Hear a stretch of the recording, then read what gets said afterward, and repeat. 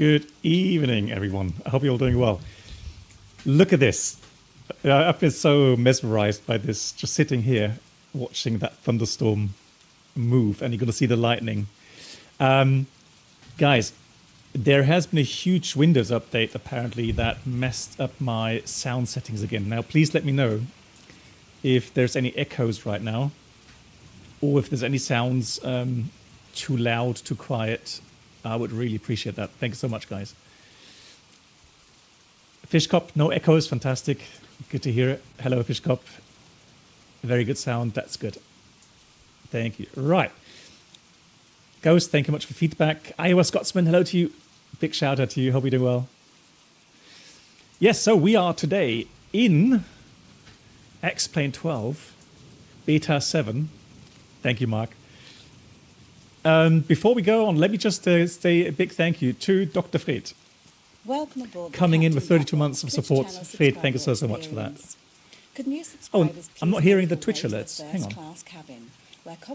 I think you guys are hearing it, right? Oh man, I've got the same thing now that I don't hear it. Let me just have a look. So apparently monitor off, Twitch alerts, monitor output. Monitor output.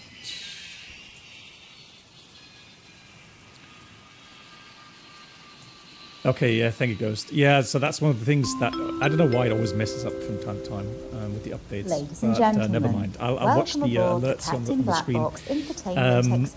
Well, maybe Mark, if you can do me the favor on my mods, or anybody really. Oh, that thunderstorm just got a lot smaller now.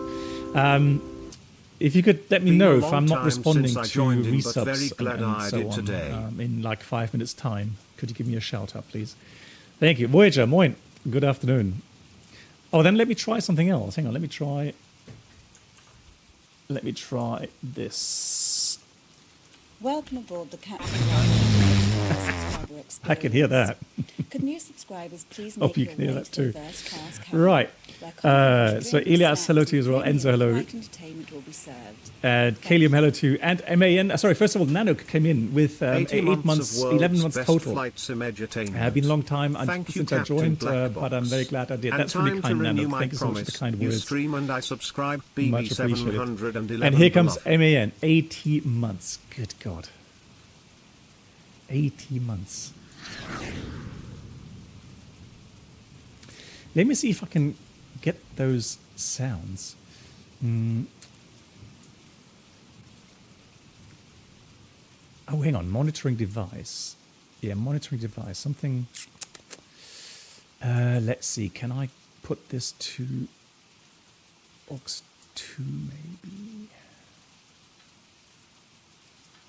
Default.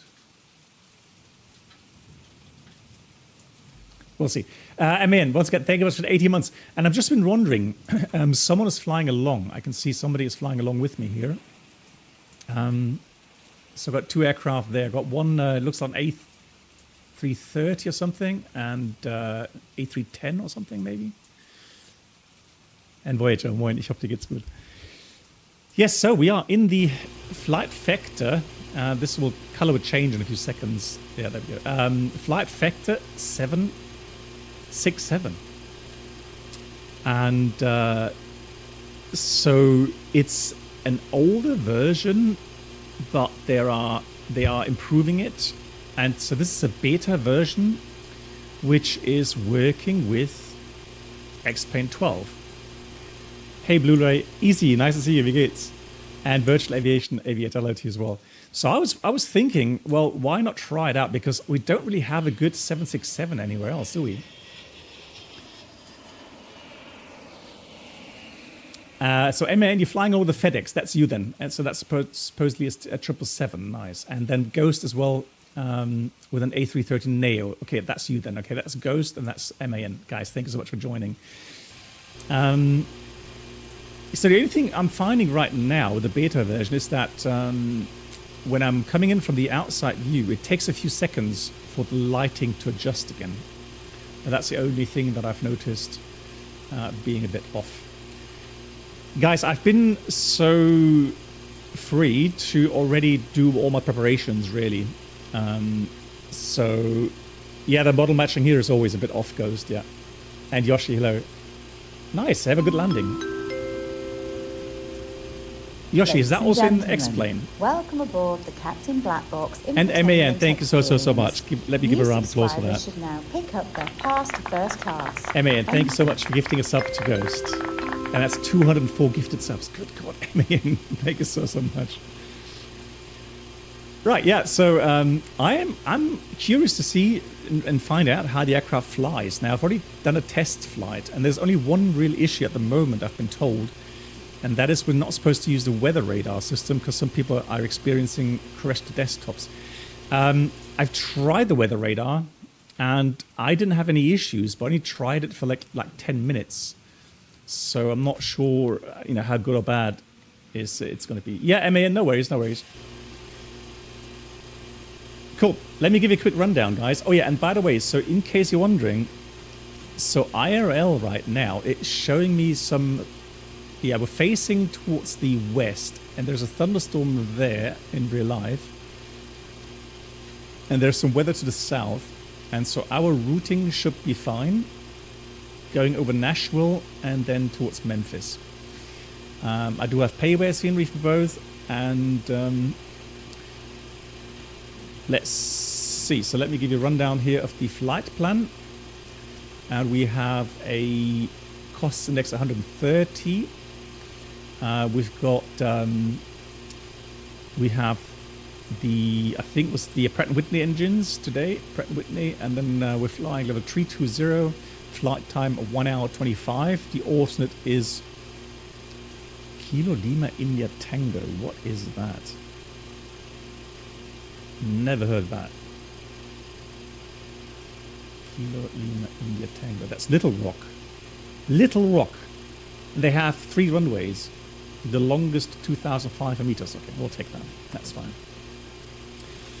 Yoshi says flight factor set to delete the TPDR file from the plugin folder. Okay. But I guess that's before you start the sim, right? So it's a bit late for me, unfortunately.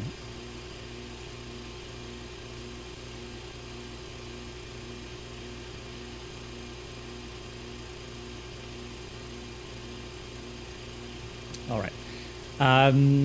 Cool. So we've got a required fuel of 13.6 plus taxi. So that's why I've opted for a total of 14 tons of fuel.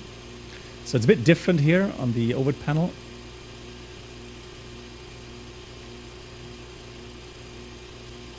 And, well, let me just see, have a look here. So, Windows, X-Plane, and then aircraft. Then we've got the 767. Plugins. And in the plugins, oh yeah, there is a TPTR. Hang on, where's TPTR? TPDR. No items match your search. Okay, so I don't know. Maybe I don't have it even. Weather. The weather is as follows. So we have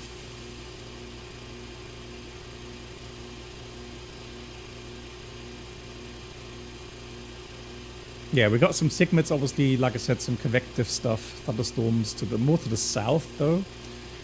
And we have here 21011 gust 20 thunderstorms, 24 degrees, lightning, southwest thunderstorms, southwest moving east. And Memphis currently variable 4 knots, 25 degrees. And today, later on, good weather, so no threats for Memphis. Oh, the route is very simple. Sorry, no, the routing here, the info. The route, if you like, I only took, it's the BOPSI 5, 18 left, BOPSI 5, Bravo November Alpha, and then the Blues 5 arrival.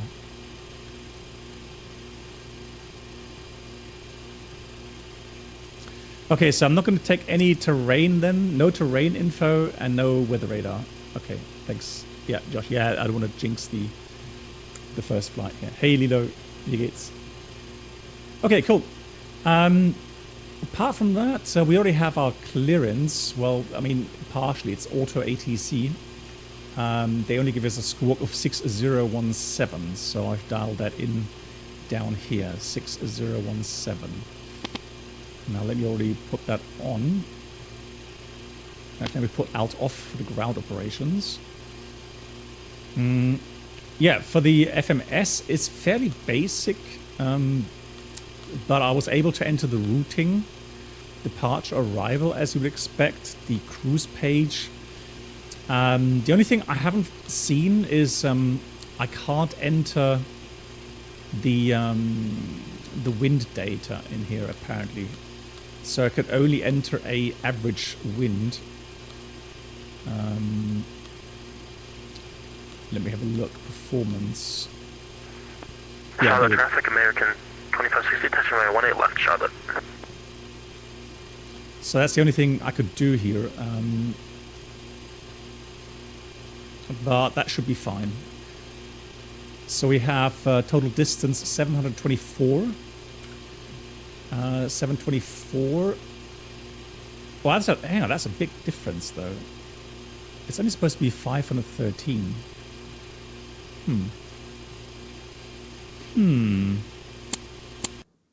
Oh. Whoops. That's a shame. Now, apparently it does have autosave, right? CTAF is 18.1, yeah. Let me just see if I can get autosave. Welcome aboard the Captain Black Box Twitch channel subscriber experience. Could new subscribers please make your way to the first class cabin, where complimentary drinks, snacks and premium flight entertainment will be served. Thank you. Exclamation mark. Hi, hey Captain Black Box and chat. Have a nice evening. Ja, great start. Hey, Brennelt, wie geht's? Dankeschön. 95 months, Brennelt. Also getting close to 100 months of support. Crazy. Hey, Brennelt, ich hoffe, dir geht's gut. Yeah, so I've got to be careful with the zoom there, or the distance.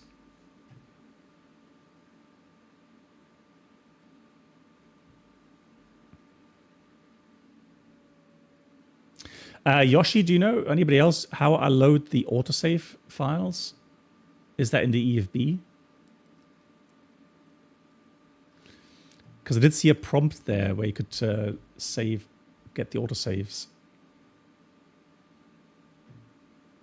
And virtual aviation, if you haven't been... Well, I mean, virtual aviation, did you use the flight factor 767? Because again, it's a beta version, so...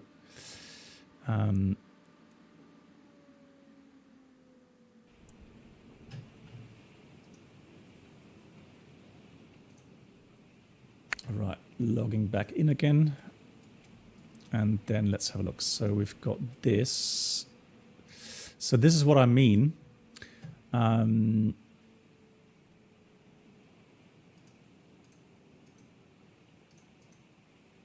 General, where was it? Operations, ground,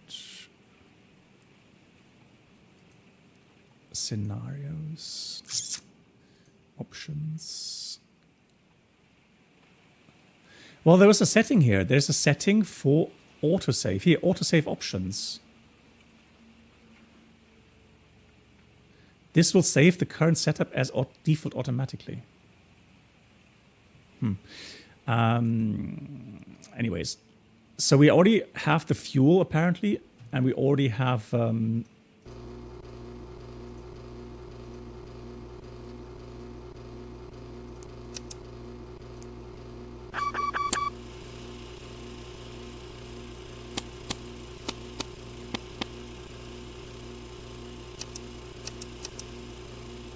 actually that should be off.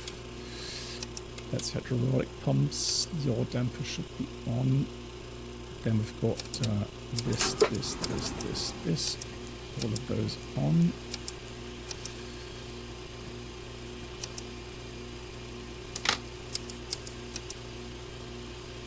Yeah, 14 tons. That's good. Window heat goes on. Hey Thomas, wie geht's? 350 is the landing elevation. Put that to auto 1. And then all of those on.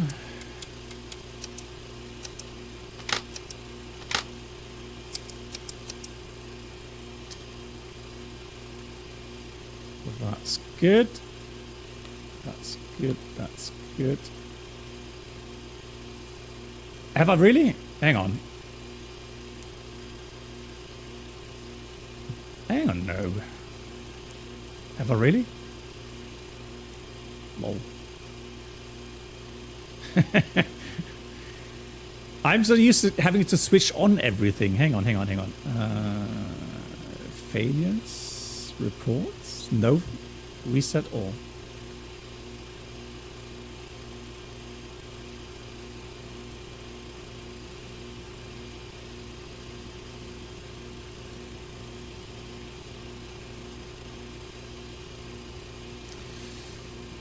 Let me see. Avionics sim settings.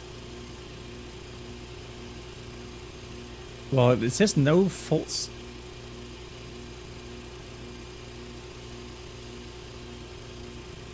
Well, I tell you what, it's going to be a bit.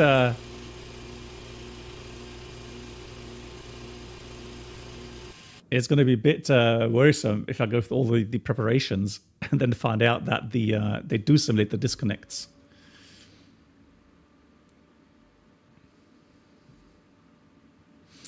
So the autosave is only there to save the options. Okay.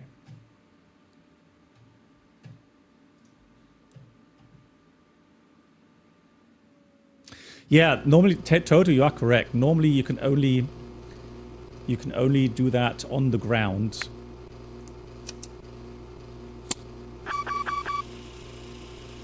Yeah, the thing is, it's the same. It shows drive, but I guess it shows drive because they're not running yet. All right. Or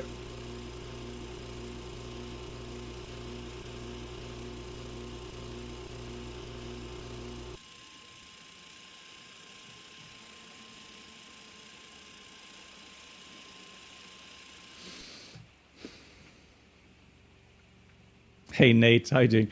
I am really worried that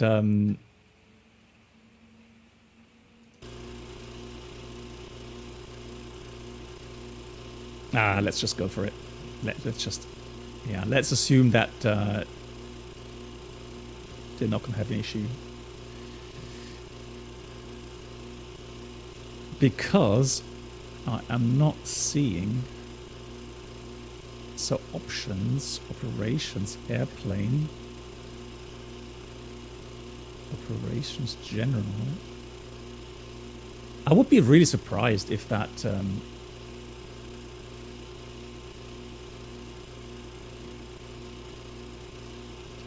Ghost, I'm going to land on 27. No, I want to fly the 767. That's why I'm using this.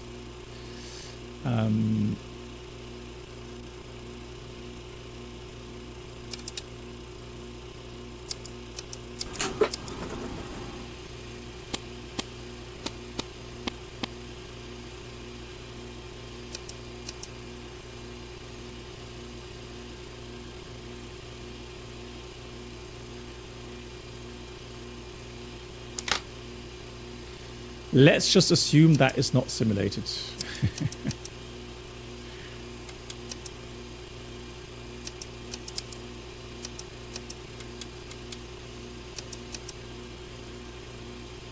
Do I need to? Yeah, they should be on, shouldn't they? Otherwise we can't get APU bleed in here. So that's fine. Right, so position in it, routing.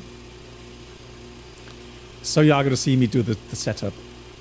I was going to try to save some time for the second flight. But there we go. So UPS 522, heavy. Departure arrival. I am going to depart 18 left on the Bobsy 5. B&A transition. And then the arrival is just going to be the ILS 27, because we want to get north to the cargo center. Then we got the Blues 5, B&A, and the grid transition.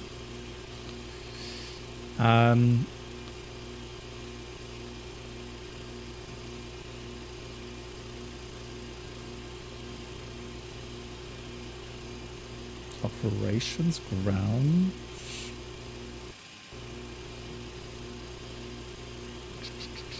So operations airplane, open all, ground, load.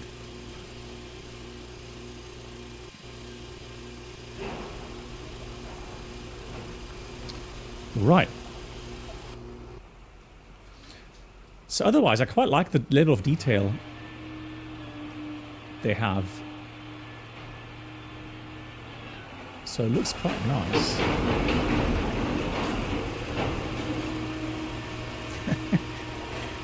Why does that sound like, I don't know, like a garbage truck or something, picking up the garbage. Right,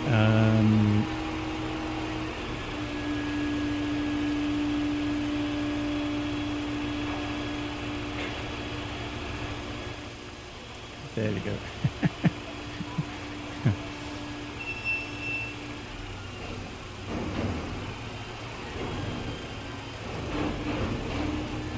So cruise level was got to be 320. Cost the next 120.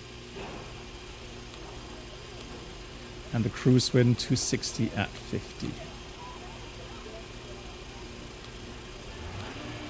Reserves, I did see reserves at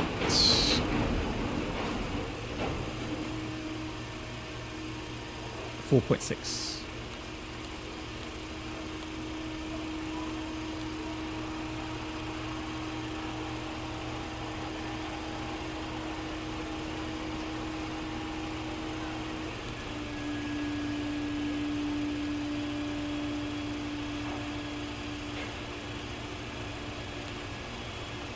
Ah, that's why.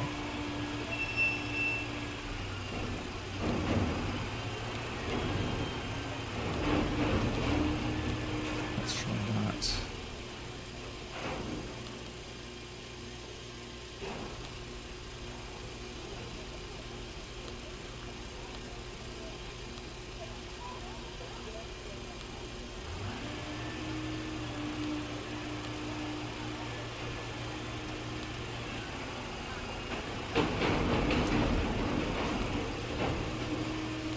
I have a feeling it does have a problem if there's no...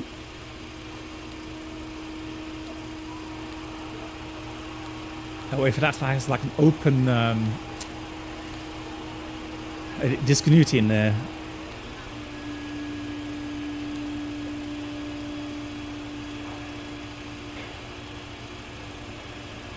Hey, Lilienthal.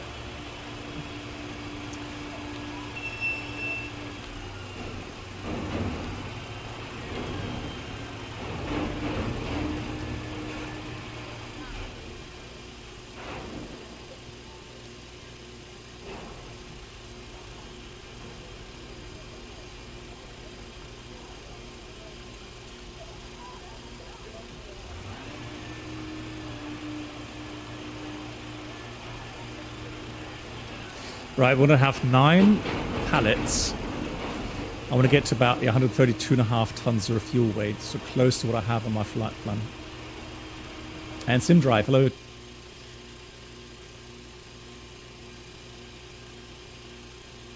Right, plane is loaded. Okay, let's have a look. Let's have a look. Performance. Yeah. Although...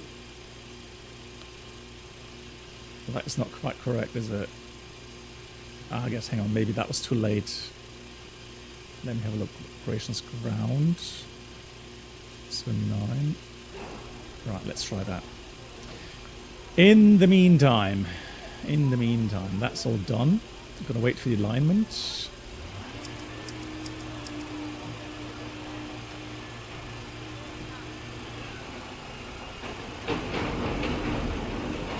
And the squawk we got was 6017.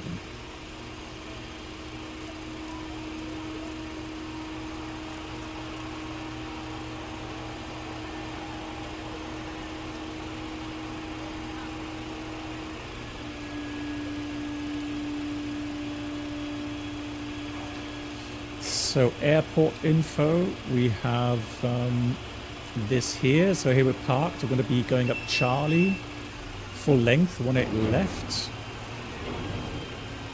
And then departure, the Bobsy 5. Top altitude is 8,000 feet. So I'm going to put the flight directors on.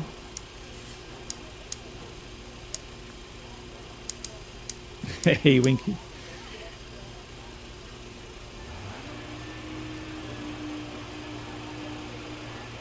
All right, and then, yeah, so we've got Lucken.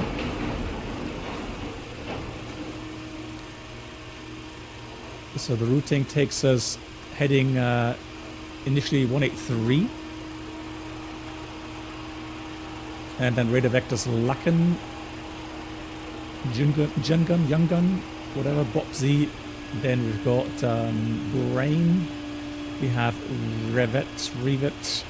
Halls, Bazoo, and then Bravo, November Alpha, which is Nashville, and then we are already in the arrival towards that airport.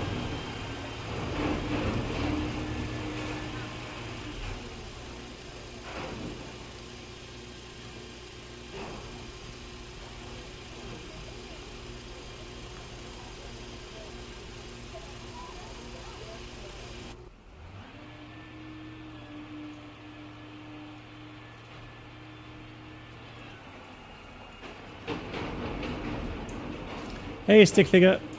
How are you doing?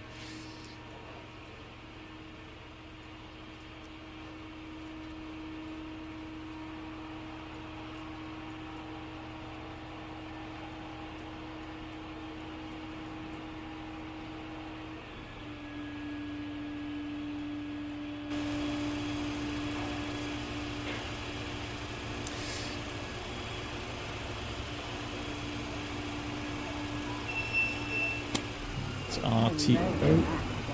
Hey Lee, wie geht's dir? Good evening. Wie geht's dir? Yeah, Benny. Oh yeah, so I am using NVIDIA game filters here in X-Plane.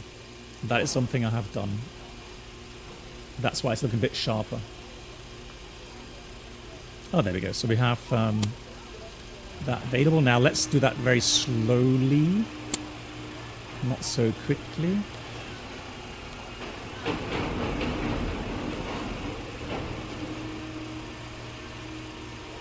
And so 183. It looks like we're getting ready. Now I have calculated the weights and then the performance with SimBrief. And I'll show you that in a minute. Oh, you've got to be joking. Come on, what is happening?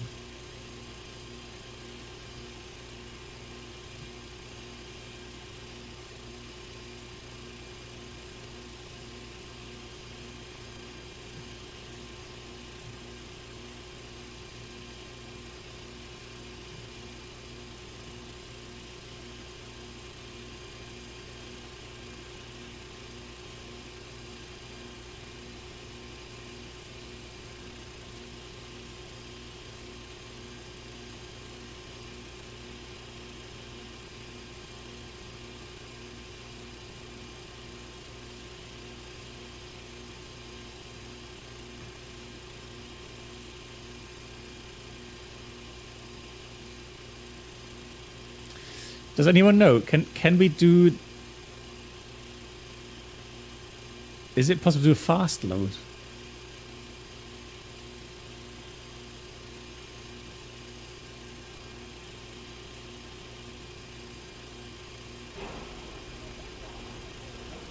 Unfortunately not. Okay.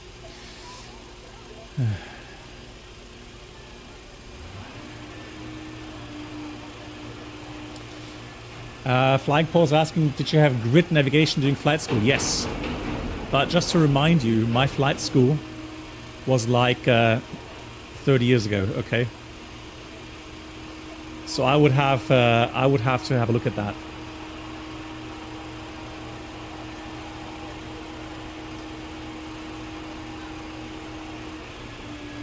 Yeah, Lee, that's true. It won't take that long.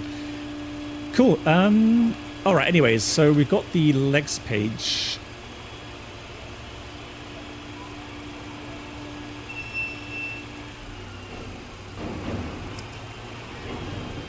That's all programmed, and then hopefully at some time we will get the correct weights in here. We set up the autopilot panel, and then I did calculate the values. So the ones that I got with the weights here is a flap 5 takeoff DTO. Hey, E to Z Bear, how you doing? We have flex auto. And selected temperature as 50, the speed's 39, 49, 54. So those are the values that I'm going to put into the FMS once that's all loaded.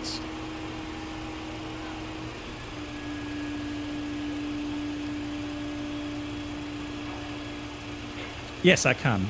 Hang on.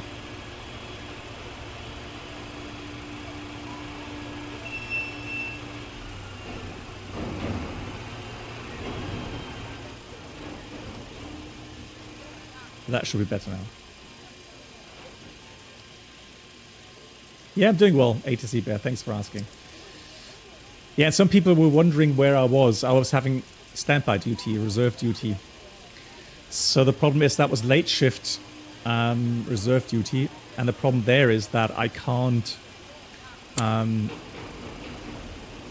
stream because I have to literally wait until I get a call. And then I have my suitcase packed and everything. And then I have to get going like within a couple of minutes to the airport. So that's why it doesn't make sense to go streaming. But all finished, all good.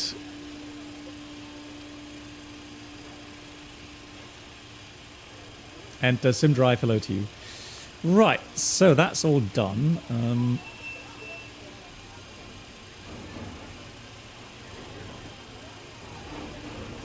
Yeah, 767-300, it should be. So let's have a look. Yeah. So that should be the 300. Correct me if I'm wrong, but that should be the 300.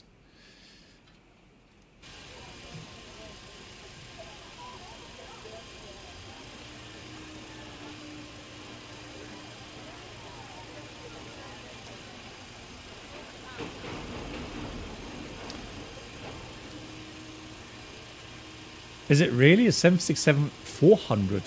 I haven't heard of that. Right, plane is loaded. Hooray! Yeah, it's now got the right values. Whew.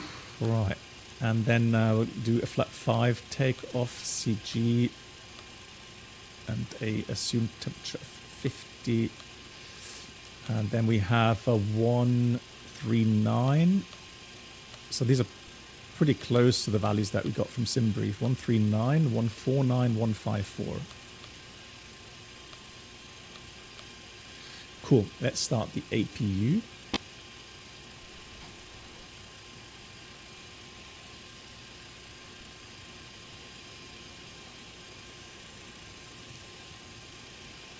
And then I just hope we can get the engines running, or the generators on bus.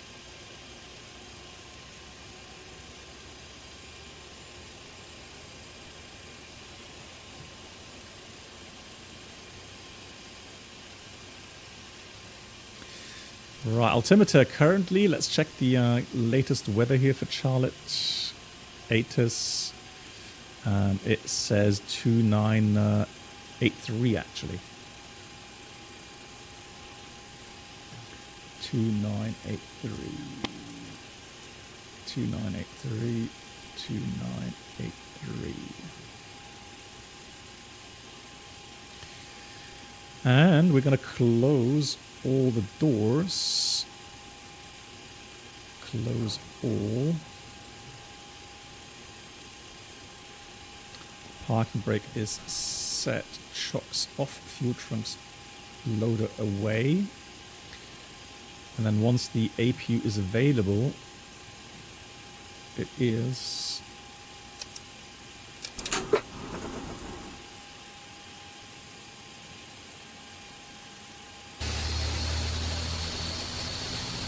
looking good. All right, then let's try the first checklist here. So checklist, pre-flight, oxygen tested 100%. We have pressurization mode selector, auto. Destination elevation 350 feet set. Flight instruments checked. Parking brake is set. Fuel control switch is cut off and the gear pins have been removed. And that's the pre-flight checklist complete. Let's do the before start items.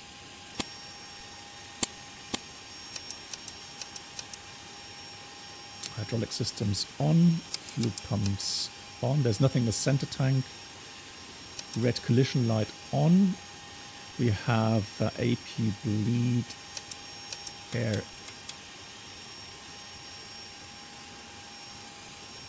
available. Let's have a look at engines. All right, let's have a look at the checklist. So fuel is 14 tons. Checked. Passenger signs are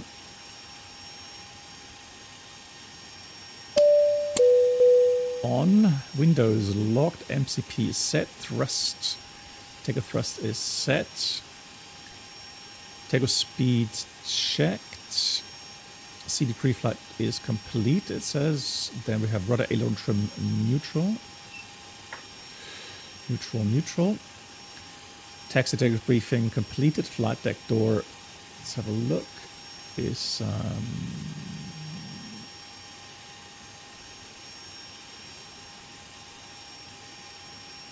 closed and locked. I'm just seeing that I've got the yaw damper on. And the red anti-collision light is on. Cool. Then let's push back. Let's get better pushback pre-plans. So we're gonna push back onto here.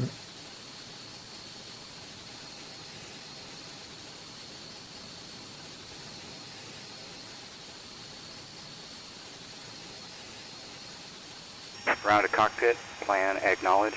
Call me through the menu when you are ready.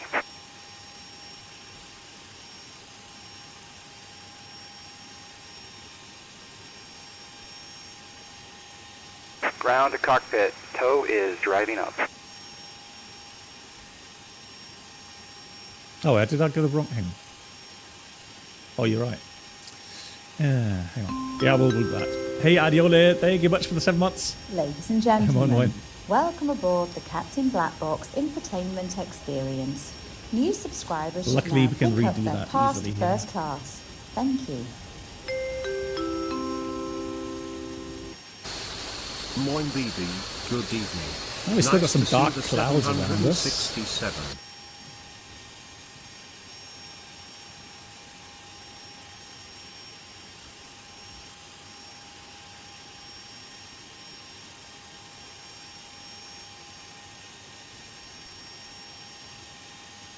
Okay, all doors and hatches are closed. Ready to connect.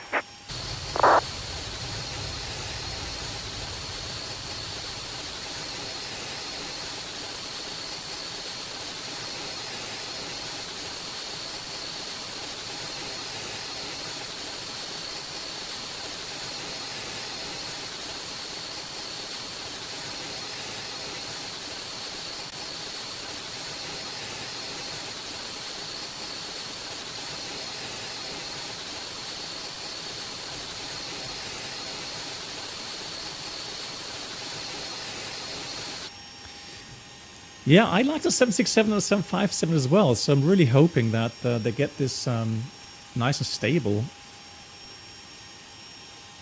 So connected and bypass pin inserted. Release parking brake.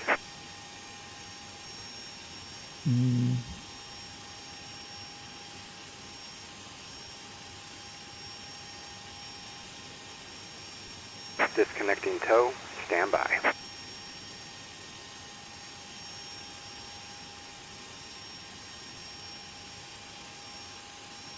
Yeah, so I have to pre-plan it differently. My bad. Yeah, it is 1.8, obviously. Face the other way. I have to say, X-Plane visually is getting so much better, and performance is also so much better again.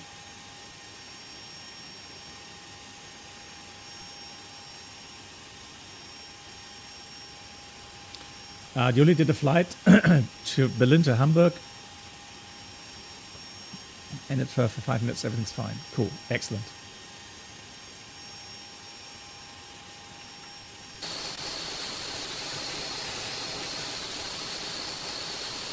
Tow is disconnected and bypass pin has been removed.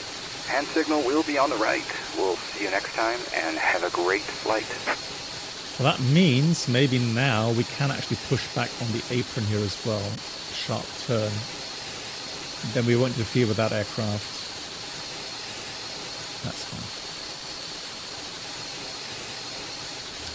fine. Sim drive. So I'm using NVIDIA game filters. I didn't actually think it's possible.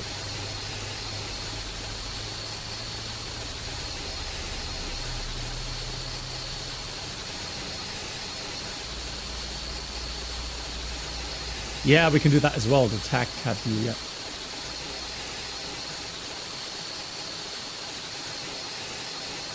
So, come on.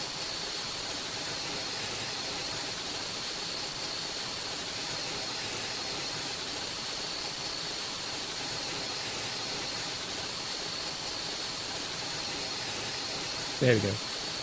So now, let's do it this way. Let's actually just push this way and this way. Ground to cockpit, plan acknowledged. Ground to cockpit, tow is driving up. So we got MAN already taxiing.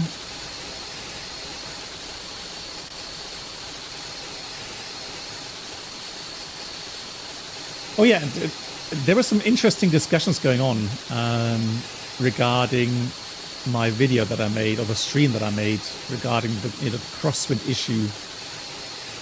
I mean, it's not really a big issue per se, in the sense that it really only gets problematic when you have like more than 25 knot crosswind. Then you really have to go into extreme aileron and rudder deflections to keep the aircraft controllable. Okay, all doors and hatches are closed, ready to connect. But again, it's only very few situations where you would run into that issue, right? But it's interesting to see the discussions about how the developers, Laminar, say their aerodynamic model is fine, all right? And then you have add-on makers saying, well, for some reason, they have to do some hacks in order to get the aileron effectiveness working at a high enough level to counteract that. APU bleed. Yeah, should be on. Oh, it goes. Your engines won't start. So connected and bypass pin inserted. Release parking brake. Brakes released. Starting pushback, and you may start engines. Right, this will be interesting now. So, I'm going to start the left engine first. I'm going to wait until we have about 15% N2. There we go. Fuel on. Now the engine start is, I don't know, it feels a little bit unrealistic, although now this time it's better.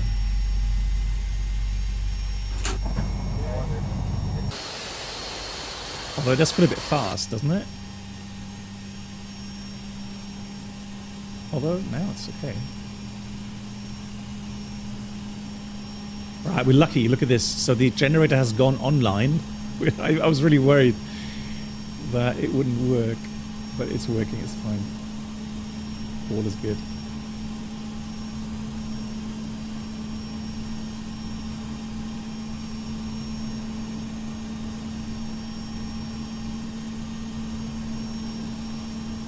Do not put on the fuel until magenta line. Here, yeah. Otherwise instant... Yeah, it's like 15%, isn't it? You're supposed to wait until there, or 20%. Yeah, 20%. There we go.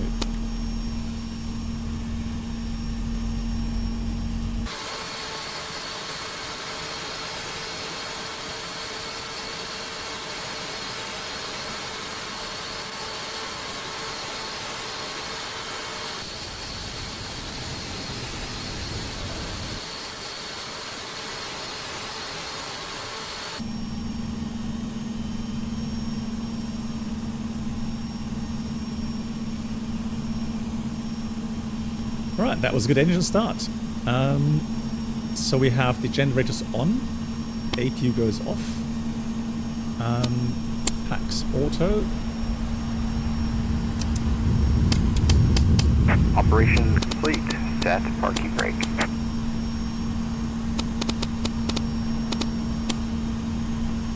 Roger, setting parking brake. Brake sets. Disconnecting tow. Stand by. You gotta be kidding me! Who is this now? Oh, I was just about to say he's blocking my taxiway there. Hey, Winky. Yeah, Winky, it does. I've installed it today, and I'm going to be practicing again over the next couple of days, so that we get going in the Challenger as well. Alright, let's set the flaps to 5 for takeoff. Checking flight controls, and I'm using the Bruno yoke today.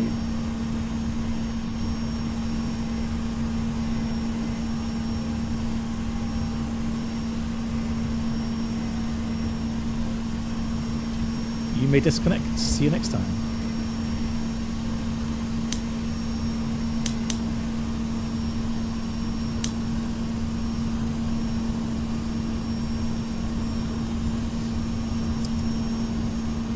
Right, so I think this to out on.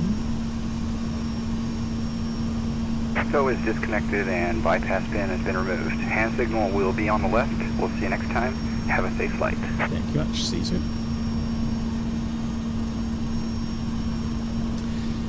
Yeah, mud flap. We already ran into issue on the first try where I put the map range to maximum really quickly, and that crashed the sim.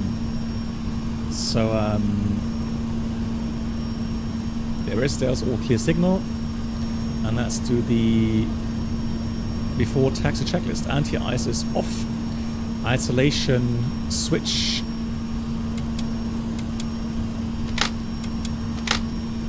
off. I hope that's correct. Well, packs are on, so that's fine. Recall. One recall. Parking brake is checked. Auto brake is RTO, and ground equipment is clear, and that's the before taxi. Charlotte traffic. Oh, hang on, that's info. Sorry, disregard. That's supposed to be on 118. Let's have a look. Round tower. 18.1. Thank you much, MEN. Yeah. I remembered. 18.1.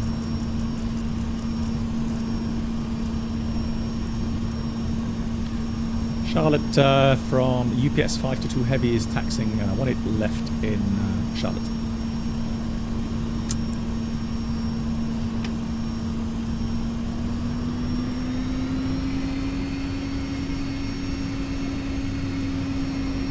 Tiller is working, fantastic. Brakes are working. Let's put some taxi lights on.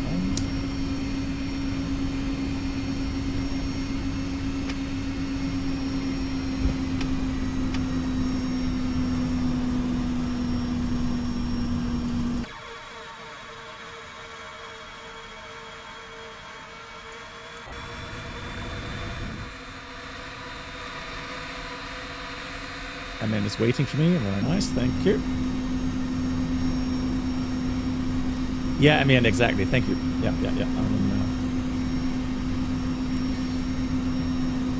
A National Air Guard there on the other side. huge galaxies. What's it? What they called? They're called. Can't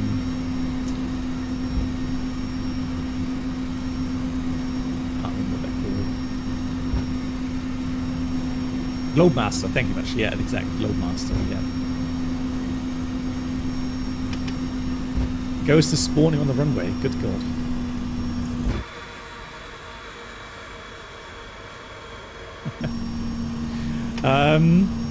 So let's have a look.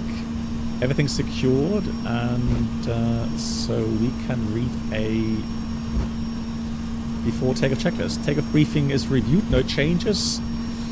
Packs auto. Yeah, let's leave them on auto, and then we have the flaps 5. So it's very difficult to see that indicator there. Flaps 5 set. Stabilizer trim. Oh, yeah, I've not set the stabilizer trim yet, have I? 4.2. Stabilizer trim is set. Flight controls are checked. Cabin is secure. And that's the before takeoff checklist completed. Hey Yoda, wie geht's? The weather's horrible, isn't it? Blimey. Yeah, I was cycling yesterday, but today, no joy. Yeah, Fish Cop, so no, you're not supposed to use terrain mode nor weather radar. It's a known issue here in the flat factor. Right, we've got a crossing runway. Charlotte traffic. UPS 522 is crossing 2305 in Charlotte.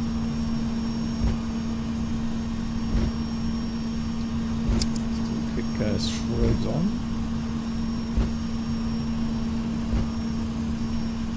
Okay, runway's clear.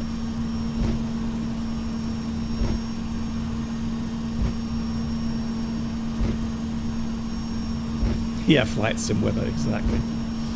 Best to stay at home.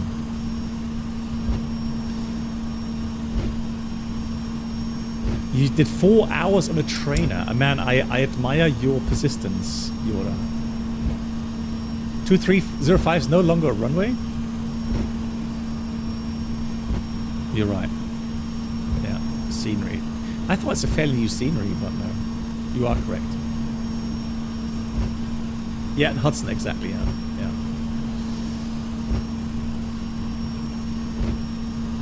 Blimey.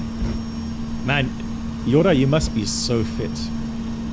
Right, there's a traffic coming in. Ghost, are you ready, or shall I go first? I haven't heard that traffic call in at all. That's just about to land. Oh, it only changed in January, okay. Okay, thanks, Hudson. Alrighty, so.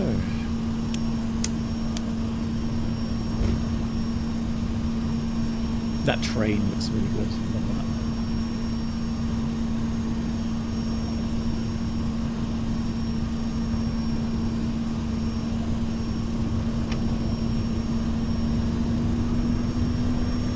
Charlotte traffic, UPS 522 heavy lining up 18 left in Charlotte.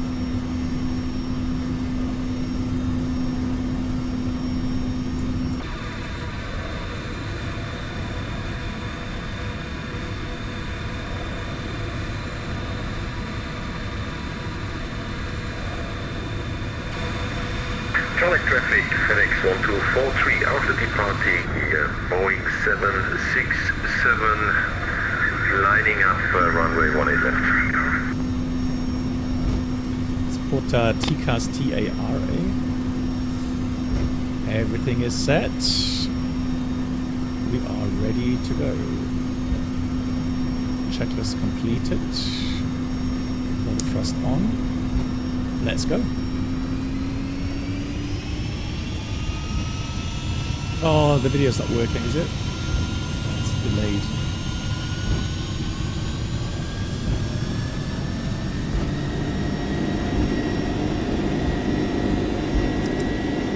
Alright, EPR is set.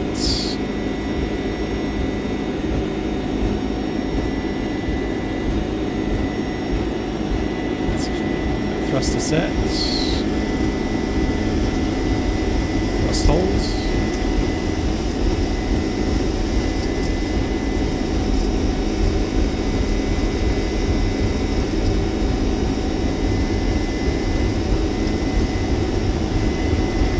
Well, we're using all the runway, it looks like. D1. We gotta rotate. Oh my god. What's a great hero. Woo. I'm not gonna lie, I had a feeling that it wasn't gonna work.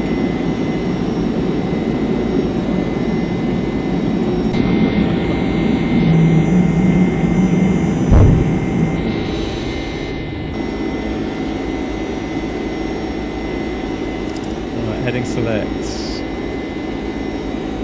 And we've got VNAV speed.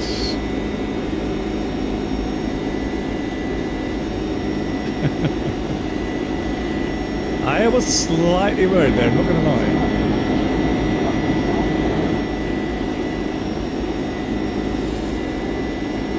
Alright, let's get ourselves heading to the west. Yeah, the clouds look great. They again, things are getting visually much more. Discontinuity is fine. Okay, so let's say we're going to get direct to Lacken on course. LNAV. Hand flight was nice. Let's put the flaps up.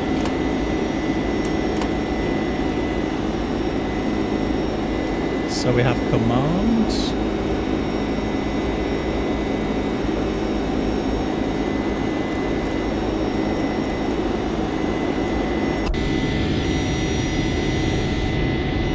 It's just at the moment, I think the shaders that I'm using, or the color settings are. I have to tune them a bit more. I don't have sunglasses on.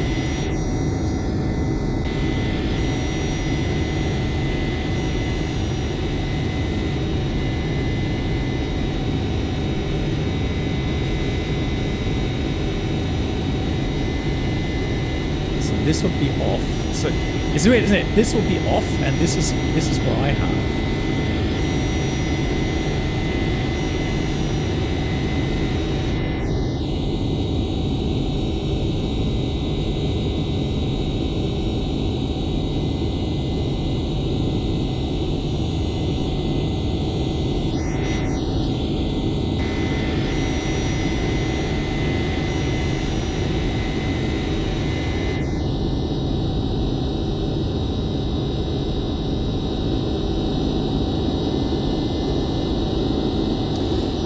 And I'm using map enhancement.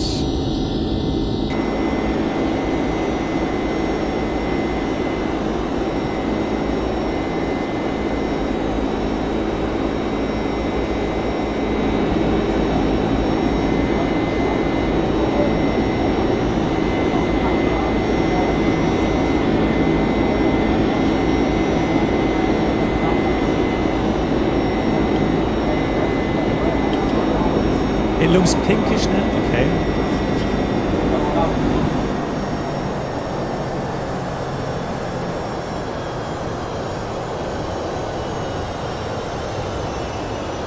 Yeah, that's a problem right now that I have with my monitor. So my monitor, it looks. I would like to have more green color in it, but.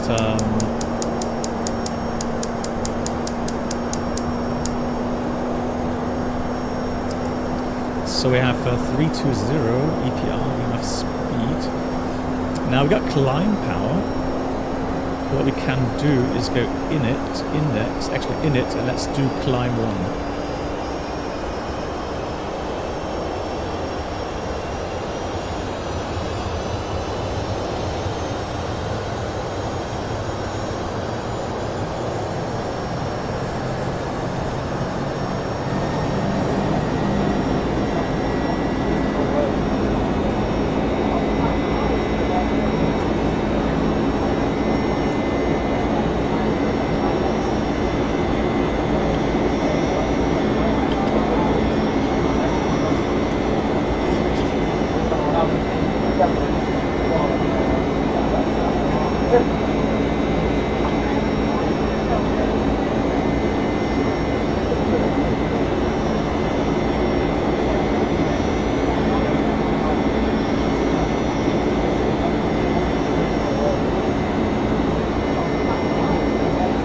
should be better now then, right?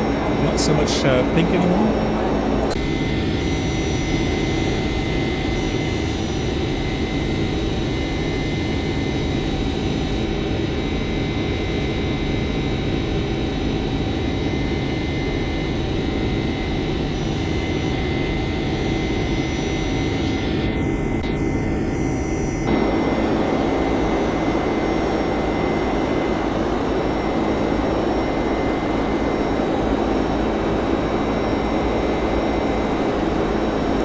So passing 10,000, aircraft is accelerating now.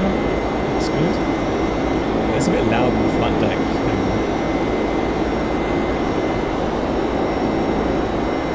Options, sounds.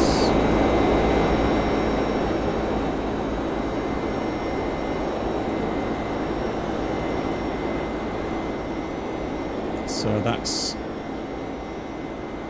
Is that better now with the sounds? I hope so.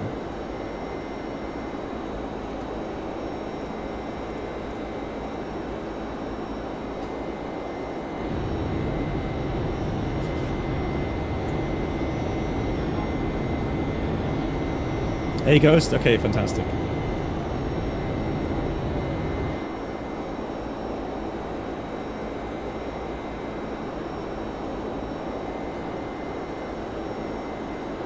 Still feeling it's a bit too loud. Hang on.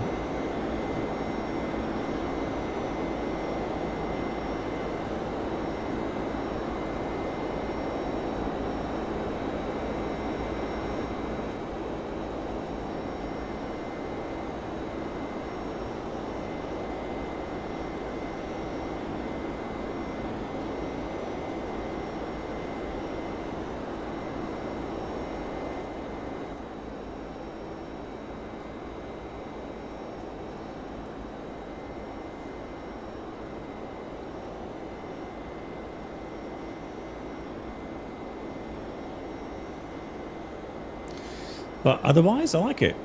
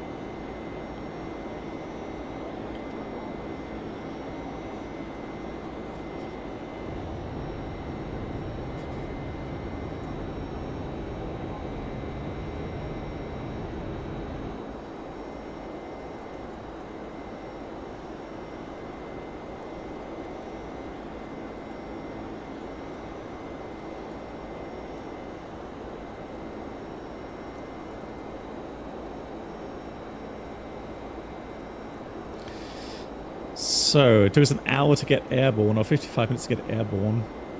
And we are landing at in about 50 minutes.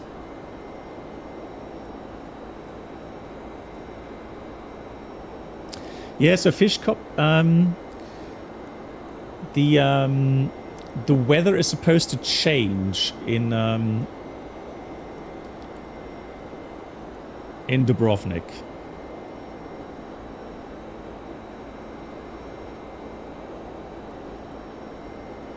So it could be that the wind is going to change more towards the northwest, yeah.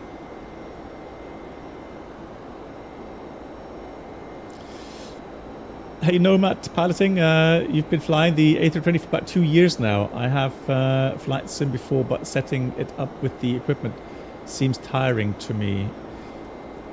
Can I still be good at my job if I just study the manual? Oh, you're fine. Yeah, don't worry about it. You don't have to flight sim, right? You know, if you... It's just a means. For me, it was always just a means to practice, right?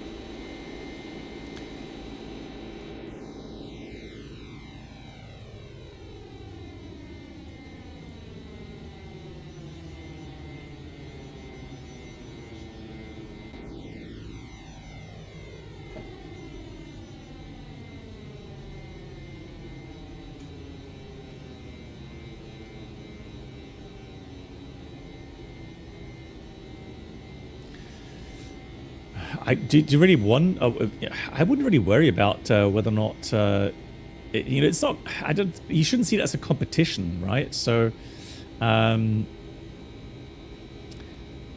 important thing is always you have to feel comfortable, right? You have to get comfortable with your training. Try to be, you know, ahead of your training plan in the sense that, or at least not fall behind.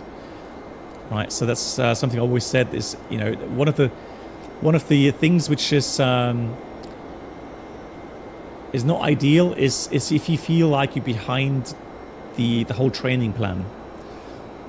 Right, so always make sure you stay ahead, you study hard, and but you know, you don't have to flight sim to practice for your real world training. That is not necessary. Definitely not. No.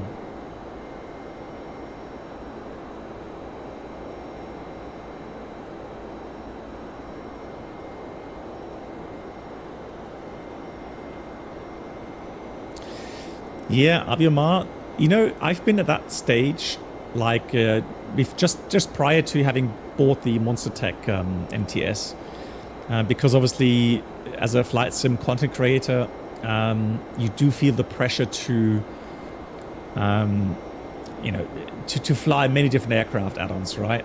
And then you want to make it as realistic as possible, right? So you do want to have you know, good hardware setup. And yeah, I was just getting really tired as well of the desktop setup, really, and hence yeah, I was, you know, I was glad that I made the switch over to the MTS, and now the setup is just so easy to do, so quick that yeah, it's a lot of fun now.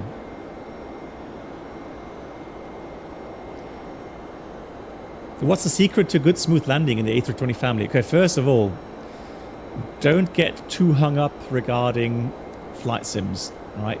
You have different add-ons that have different kind of issues, if you like. So some have issues with the flare, some have laggy inputs. It's really tough to get consistent kind of results. So the first thing really is to stick with one aircraft type. So, like, you know, stick with the 320 first of all, and just practice landing 320. Find so that the key is muscle memory, right? So you wanna be able to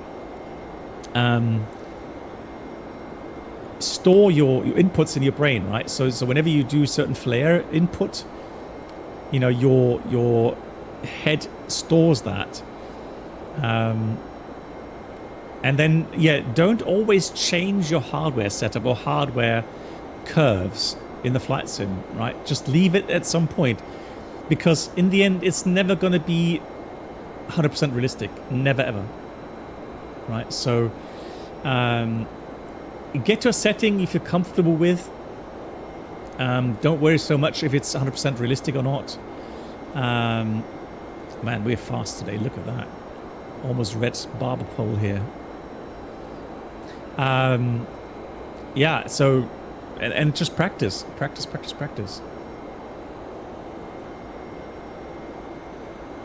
Yeah, so Nomad, again, you know, I even in the real world flying, you know, I have my own procedure, so my own technique.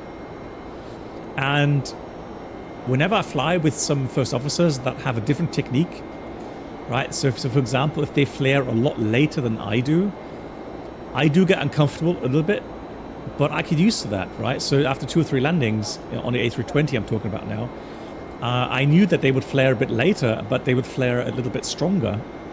And then, you know, still make good landings, so...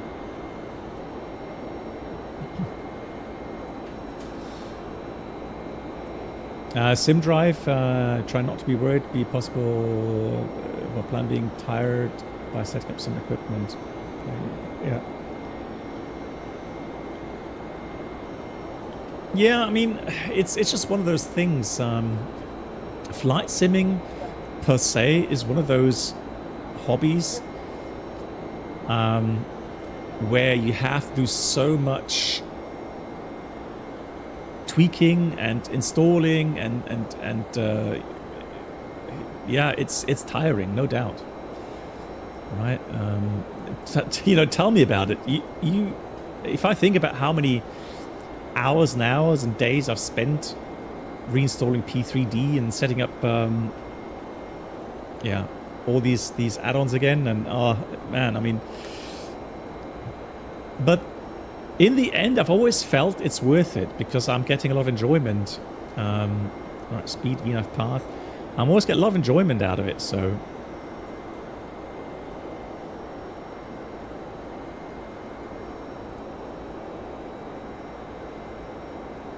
Exactly, Fishbone. Yeah, I agree. So flight sims have become a lot more stable and easier to install, etc. I agree with that. Let me just get a fix in here. So we're going to Memphis. So we have 356 miles to go.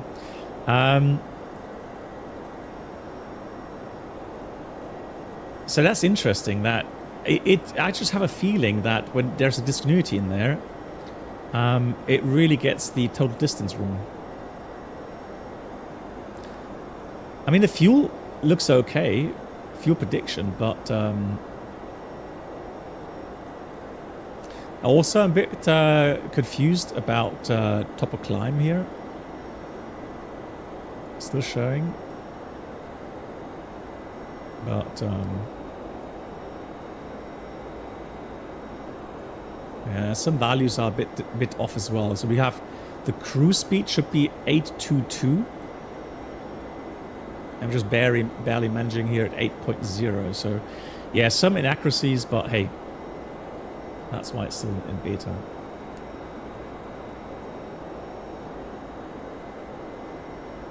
Oh yeah, we had a discussion because I was complaining about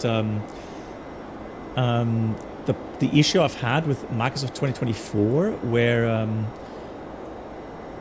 the last time I used it, I got some really terrible stutters again.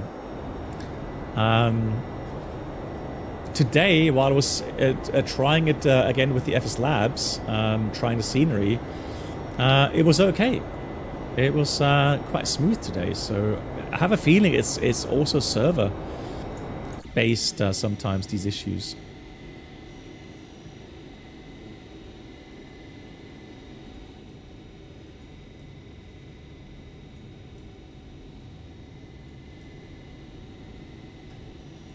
Right, I'm still tweaking the colors and the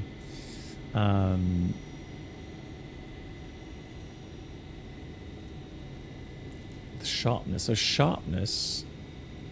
So let me take the sharpness out a little bit. I have a feeling that was just a little bit too sharp.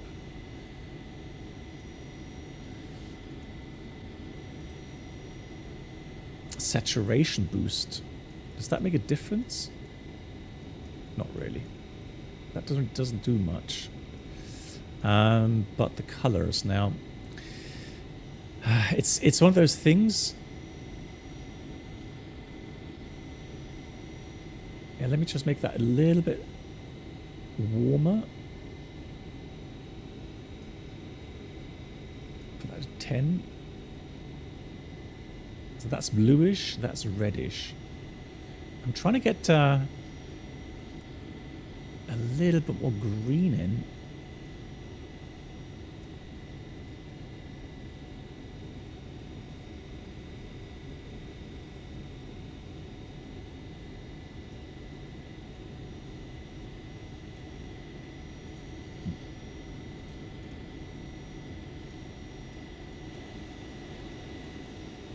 I guess just map enhancements of the ground textures, I guess, are just not as green as I would expected. Or, you know what's also the issue? The issue is in Microsoft Flight Sim, the green is a lot stronger. I mean, if you look at the green down on the ground, that's not too bad. It's not too far off.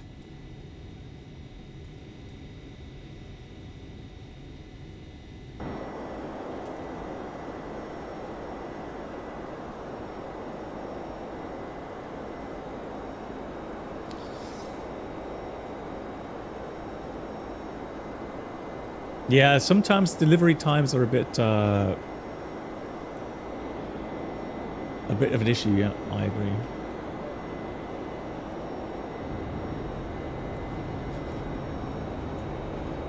Now that looks okay on my monitor. I'm just wondering how that looks on stream. Hope that looks all right.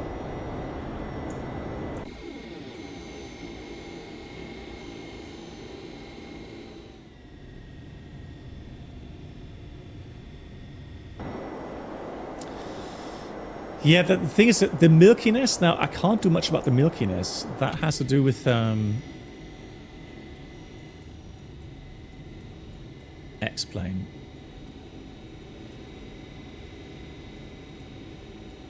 At least in my opinion, because if I take out if I take out the filters completely, have a look now. That's what it would look like vanilla.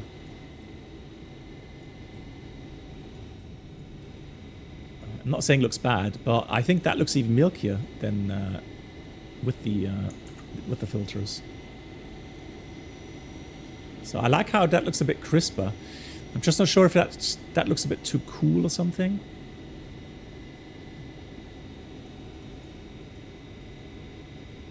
Would you climb up to level 420 if recommended max is 480? No. No. I would not ever go above optimum, Ghost, really. The reason is you're getting so close to coffin corner, so any turbulence, any kind of disturbance can really cause issues up at that high altitude.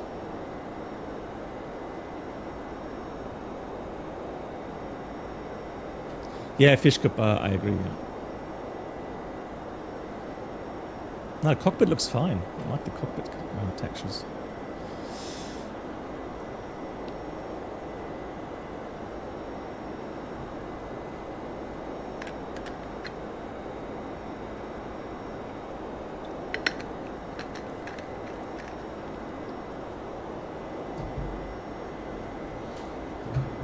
Yes, so Oliver,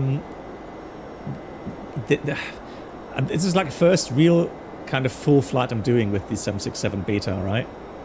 So this is, it's called 767 Extended Beta, right? From Flight Fact. And I was a bit confused because on the X-Plane store, the developer is called VMAX. So you don't really find it under Flight Factor. You find it under VMAX. I already bought the VMAX long time ago in X-Plane 11. So I had the 767 and the 757. So all I did now is to buy the was it an upgrade or something I paid for, and then on the installer it gives the option to tick the beta versions. Yeah, so the only issue we ran into was when we dialed up the map range to maximum really quickly. And I have a feeling, because I had nav aids on, I had airport data on, I have a feeling that if the nav display gets overloaded, that could potentially cause crash the desktop. Because that would really coincide with the problem that if you switch on terrain mode or the weather radar, maybe that is linked. Yeah, if that gets kind of oversaturated with information, then maybe that caused the crash to desktop.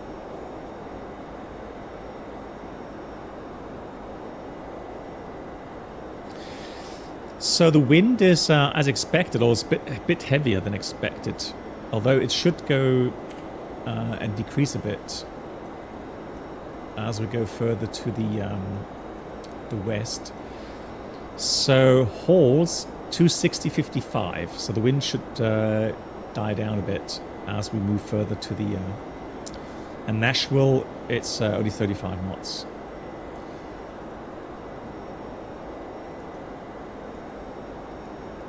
It should have gone the other way. That's true. Yeah, that's true. Yeah, I'm looking forward to the next flight because flying from Stuttgart to Dubrovnik, and Dubrovnik today has has overload day, and Dubrovnik is always good for a lovely approach. And then we'll see what the weather is like. Currently, let's have a look.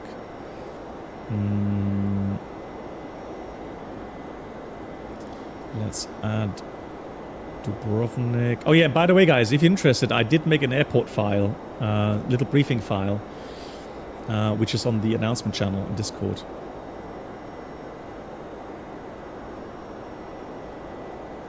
So Dubrovnik currently has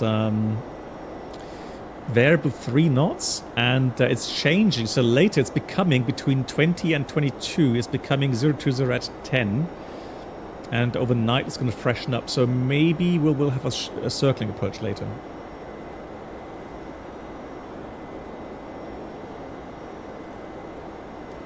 Hey Cupinato, wie geht's?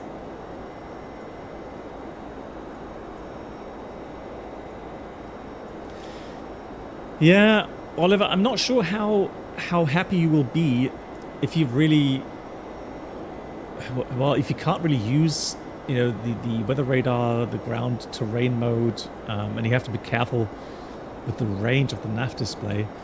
Yeah, I hope so too, that they get it fixed in that soon. Yeah, that looks pretty nice. Not gonna lie, that looks great.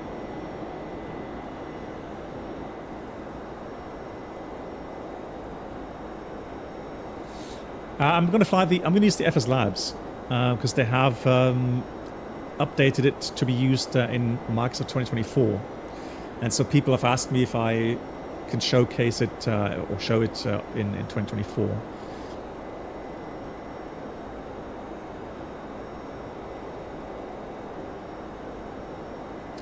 iOS says VMAX was the original name of the developer before it changed to Flag Effect. I understand. Okay, yeah. Yeah, but that's just a bit confusing for me.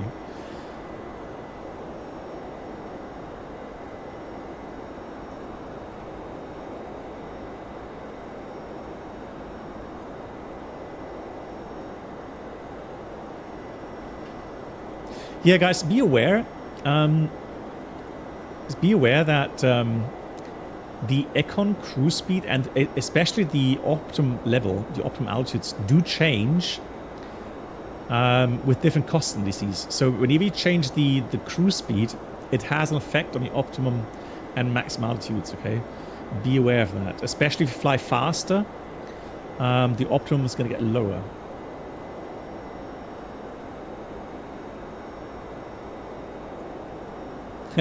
Like a time machine? Yeah, it is. Well, I mean, you know, it still brings back good memories from my flying the 737, so the classics 737s. So I am somewhat familiar with these displays, and so yeah, it is a bit of a setback coming from the 787, but still, I mean,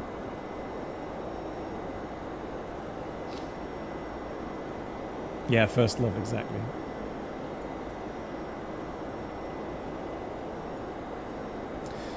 Yeah, easy deviation can also affect or will affect the optimum altitudes. Yeah, I agree.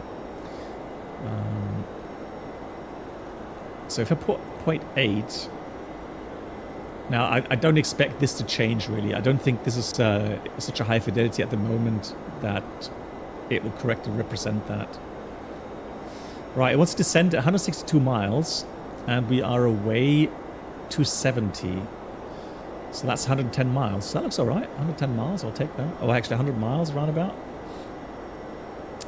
Yeah, and then we have some restrictions which we can actually check already. So let's do that.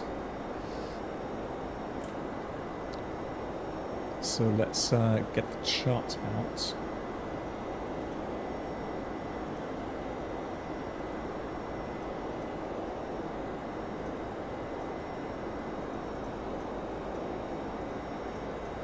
So let's get Memphis.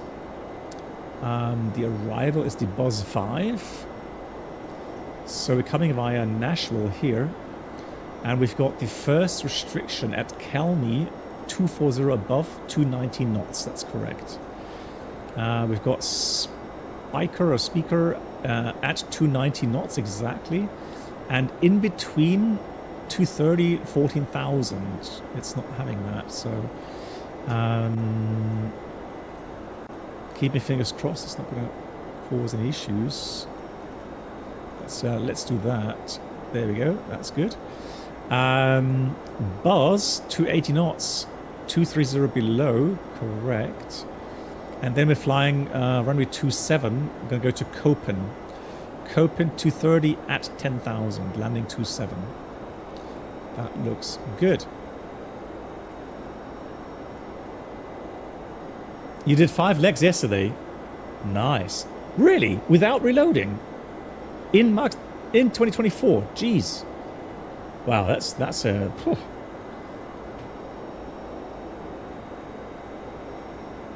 Well, that's definitely surprising, yeah.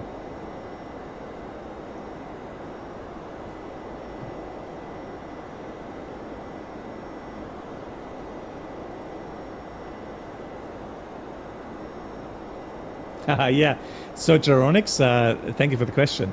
Geronix asked, hello Ralph, he asked, you have a question regarding the standard operating procedures. So when we did the shared flight with Sven, so Captain A320, that was in German language, we rarely say checked during the flight, yeah. So the SOPs with some airlines is that when the pilot flying calls out mode changes, then the pilot monitoring would also check on his or her side on the PFD that it's correctly indicating as well, and then would say checked. Now again, that has to do with company SOPs. At our company at the moment, I know there's discussions going on to implement that, but at the moment the pilot monitoring does not have to say checked. So I guess it's a bit of a certain habit that we communicate and say, yep, yeah, I have the same, or we don't. I would say checked sometimes. I mean, but it's not official yet, right? So that's just the way it is.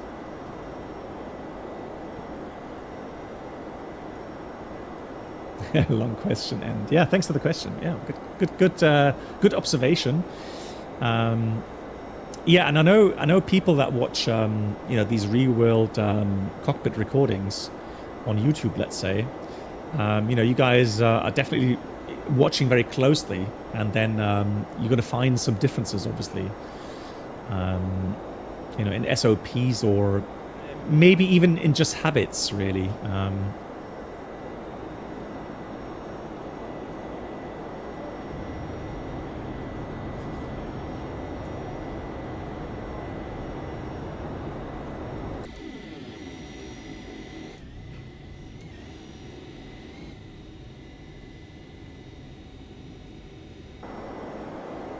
Bastio. Yeah.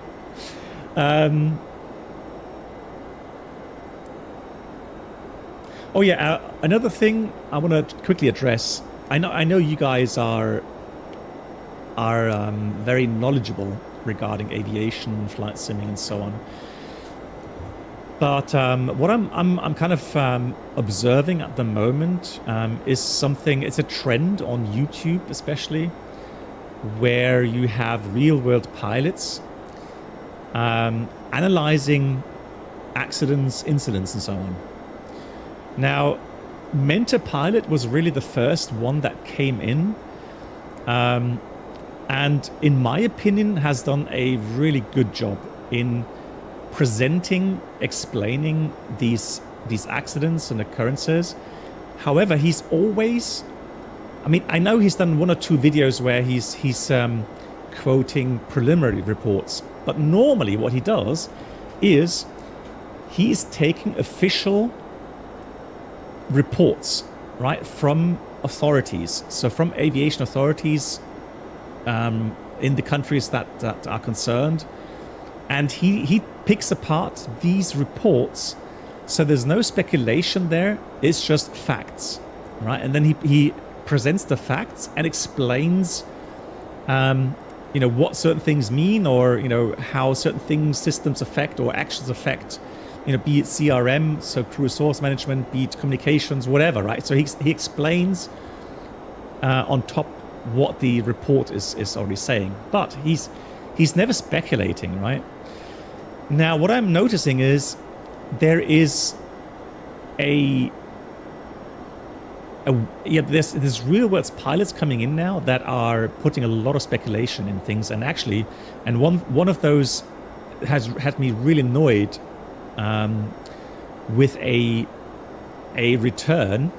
It was an A340 engine failure and return back to JFK, and he was being so arrogant and so disrespectful because he's judging and he's kind of speculating, even though he wasn't in the flight deck, and even though there isn't a preliminary report out. There's no report out. He's just taking ATC communications, and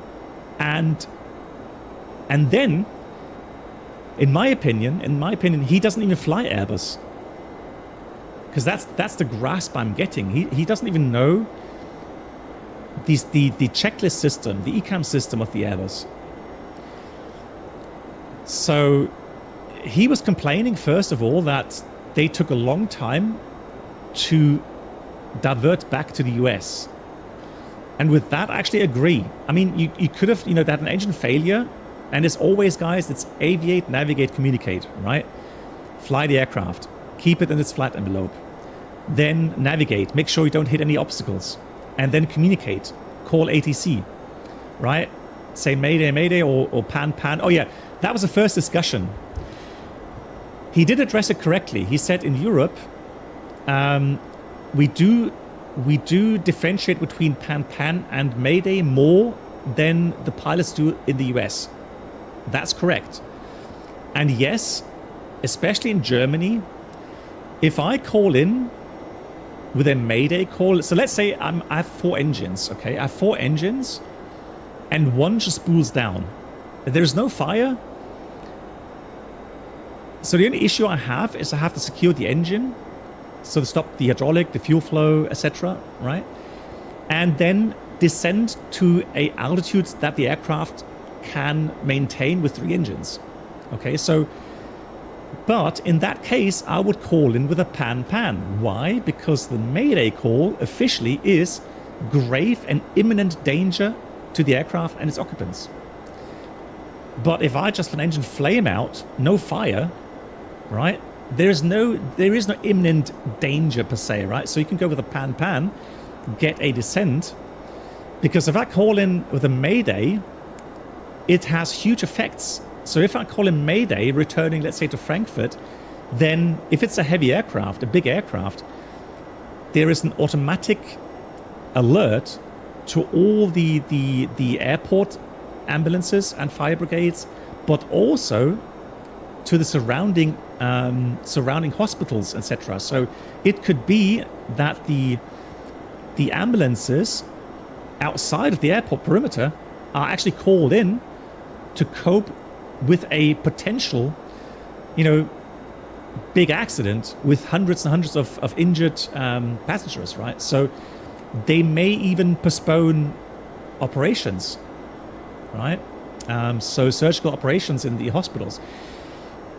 It's true, that's a European thing, a German thing maybe even. So we do differentiate quite clearly between a Mayday and a Pan call. Now, so once you get your aviate, navigate, communicate, you go through your checklist, secure the engine, you have the option before going. You guys remember the A320 or A330, A340 ECAMs? They can be quite extensive because you go through the items, then you have the systems, and then at the end you get the status page telling you what is actually affected regarding the systems, okay? And at any time you can say, let's do a quick assessment.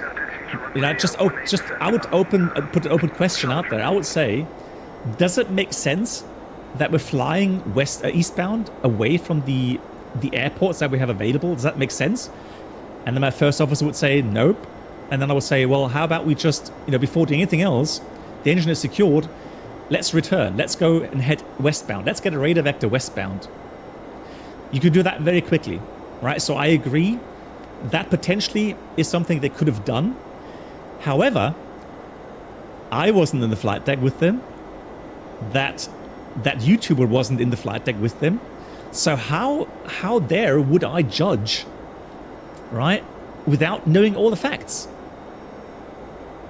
Right? So that's the first thing that already had me annoyed, right? Okay, anyway, so they returned. Okay, so then it was about the potential missed approach, and they requested a special missed approach procedure in JFK. Yeah, okay, yeah, so all right. I mean, and then discussion again, they called in pan, I think, in the end, whatever. All right, that's one thing. Now, if you do a go around, oh yeah, and then they dump fuel.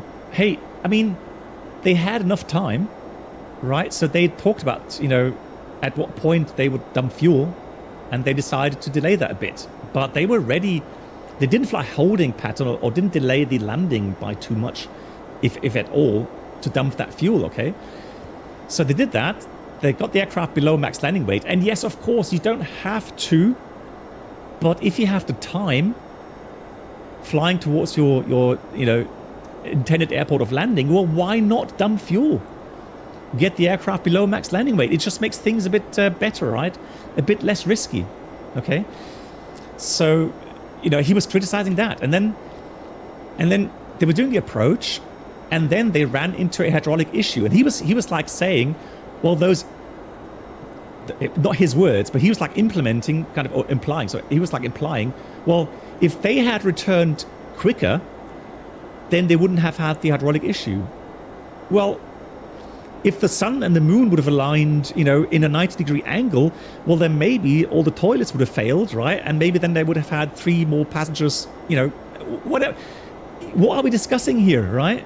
I mean, like, what's the point? They had an engine failure, they returned, and then during the approach, they had a hydraulic issue, and they aborted the approach.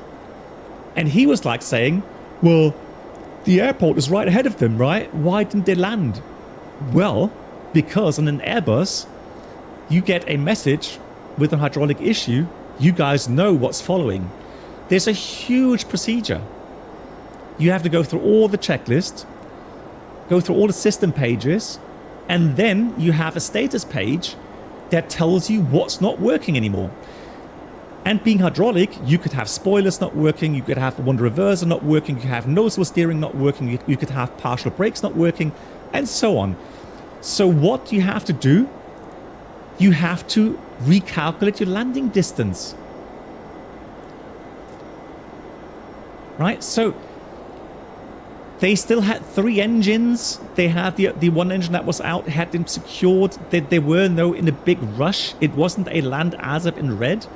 Right? They weren't falling out of the sky. They had enough fuel. So they did exactly the right thing. They aborted the approach, went through the checklist, the procedure, checked the landing distance, and then flew the approach and landed safely. Right? And what got me so worked up was the way he was like throwing his hands over his face and like, gesturing, those idiots, without even being there in the flight deck and without a final report being out. Right? So, if the final report is out and it shows that the pilots did some really stupid things, well, okay, then voice criticism, that's fine. But don't speculate and don't make it a nice fancy video with fancy titles to get all the clickbait. And I find it quite honestly, that's disgusting to me. And that really got me worked up, as you can see.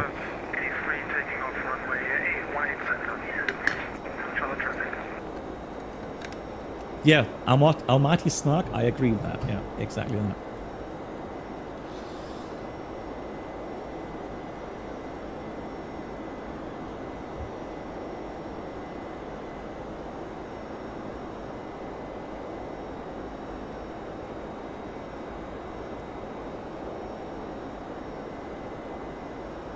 Yeah.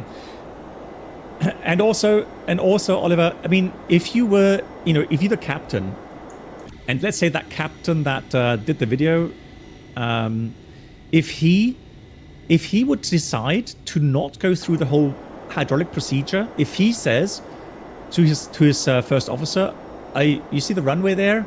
The aircraft is stable. We have a long runway. We'll deal with the hydraulic issue on the ground. So if that's his decision, okay, that's his decision. I'm not going to criticize that. If he lands safely, all good, right? I'm not going to criticize that, right? But if there's a pilot that says, we're not in a hurry, there's no, there's no land as of in red, meaning there's no need to land immediately, right? We have enough fuel, the aircraft is stable, let's deal with the hydraulic issue in the proper way. Well, what's wrong with that? There's nothing wrong with it. Right? So, man, I mean, it's sad. So that really, again, it gets me worked up because it's all for the clicks, it's all for the money, it's all for the, I don't know. It's for the egos. I don't know what's going on there. Yeah. Honestly, I could do the same thing. I could make videos and claim, hey, I'm a real-world pilot. I have 24,000 flight hours. I've done 30 years of aviation, airliner flying, blah, blah, blah, right? And then I'll present some facts and I'll speculate and I'll make a fancy clickbait title and I'll make a lot of money with that. But honestly, no. If anything, I would do it the way Mentapilot does. But what I do know is that Mentapilot, I would think that one of his videos takes weeks to prepare, weeks to get all the facts correct, get all the background information, and then make that video with all the animations, etc. That's so much work.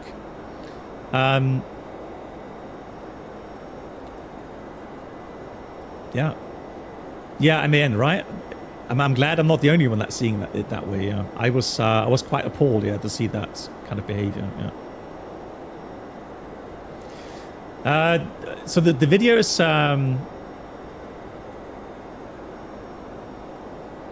he calls himself Captain Steve, I think. So Captain Steve with 3 E's. STEEEVE or something.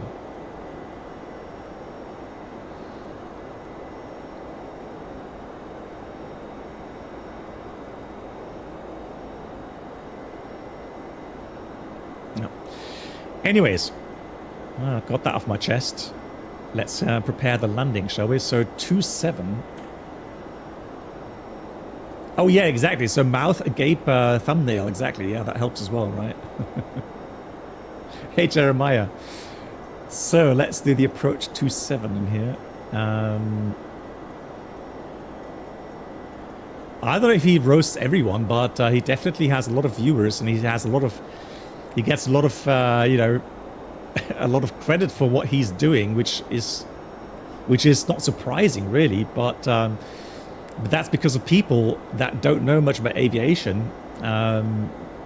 They kind of like these kind of videos, right?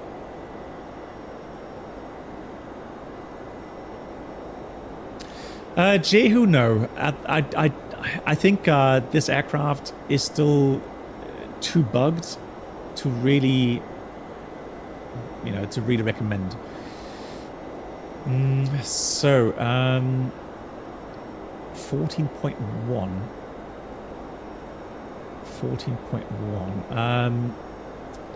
Let me have a look here. Reset MCP altitude. All right, let's descend.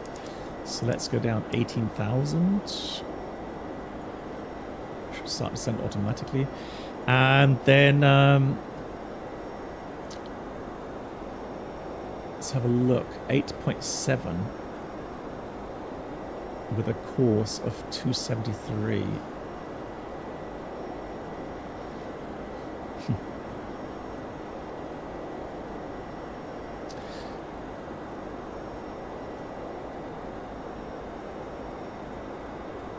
Yeah, Voyager, right? I mean, but again, it's, you know, it's money. And imagine if you have 500,000 subscribers and your videos get like, you know, 500,000 to 1 million views, you make thousands and thousands of dollars from those videos.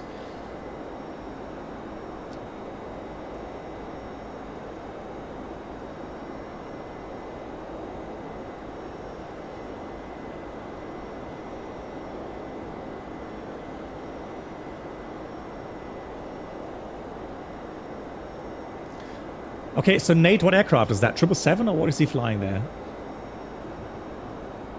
Oh, the Orbit. Oh, sorry, no, that was Captain Orbit you're talking about, right? Yeah, he's funny. I love him. He's really good, yeah. Yeah, 747. Yeah, he's cool. I love him, yeah. Hey, Sam, yeah, we'll do the FS Labs after this flight. 130 miles, looking good.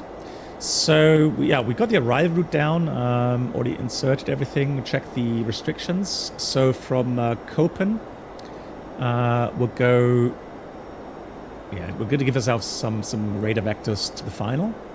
There's no ATC coverage, unfortunately, at Memphis. And I just want to see how the VNAV works. See if it actually keeps those restrictions.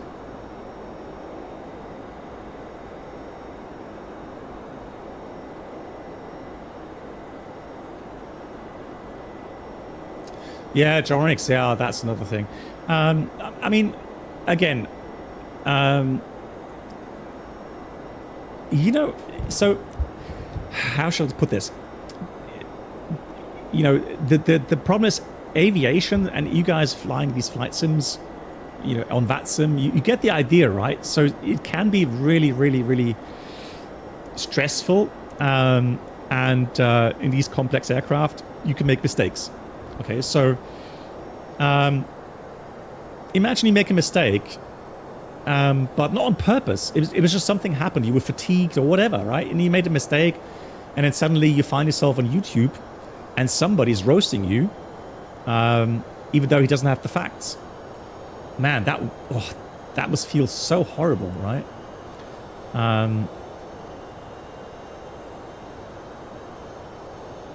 So if it's a person, just a person, an aviation enthusiast, that's one thing. But if it's actually a colleague, you know, pilot who should know better, that to me, that's terrible. That's a disgrace to me.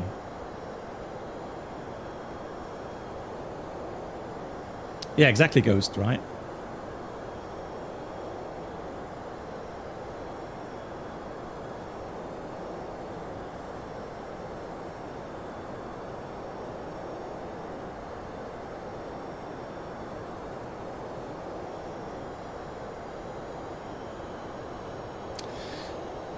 Yeah, Astor, again, yeah, I don't know why they continued eastbound for, I don't know, 20 minutes, 30 minutes before turning around. I don't know. But again, that's not for me to answer, not for me to criticize. That is, they had their reasons, right? And in the end, so the thing is, they landed safely. And they had two big abnormals, potentially, right? They had the engine failure, which in itself is already something quite hefty to deal with. And then they had a hydraulic issue, right? So they landed safely. What more do you want, right? So first of all, hats off, right? But instead, they're being roasted because maybe they flew a bit more eastbound than they needed to. And maybe they delayed the fuel, dumping a bit more than they could have done it earlier. But hey, what are we talking about here? Right, so that's what really annoys me with these kind of, sensationalist kind of, YouTube videos. Yeah, in the end, Ralph, that's exactly it. In the end, they earn more money with that. But on, at which cost, right?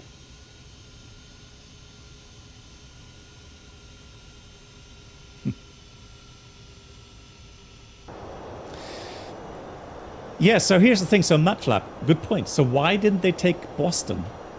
Well, you know, so the thing is this, guys. So if you have an abnormal, let's say you have an engine failure. Okay, so you have 4 engines and 1 fails. Okay, so you're not going to cross the Atlantic. Okay, that's a fact. So you're going to return to the US or Canada, whatever, right? Now, you're going to check, you know, you're going to check the weather. You're going to check your required landing distance. You're going to check the availability of the runways. And then, since you don't have a time-critical issue, really, you have a certain amount of airports available. So if it's not a time-critical issue, you can take into account other factors like passenger comfort. Do the passengers have the ability to quickly transfer to another flight? Maintenance. Do you have maintenance at that airport where you can get the engine fixed quickly? Right? Saves money for the company. So you can take these factors into account, and based on all the factors, you can make your choice where you're going to land. Right? And they made their choice. It wasn't Boston in the end. It was JFK. Yes, they flew for 45 more minutes, but hey, they made their decision on that. Right? If there's anything the authorities and the investigators can, you know, comment on or criticize on, well, they will do so. Right? But otherwise, if it's not unsafe, right, why would they comment on that? Yeah, you know, Blancolirio, he's someone actually I respect greatly as well. Why? Because if he makes a mistake, and in one of his last videos, he did speculate on something, and he got a letter from an attorney, so he had to revise his initial comment. But not only did he do that, he actually apologized and said, self-reflecting, I must do a better job going forward in making sure that I keep to the facts. Right? So he's clearly understood that he crossed the line, and he needs to reflect, self-reflect, and change on that. Right? And that's something I respect.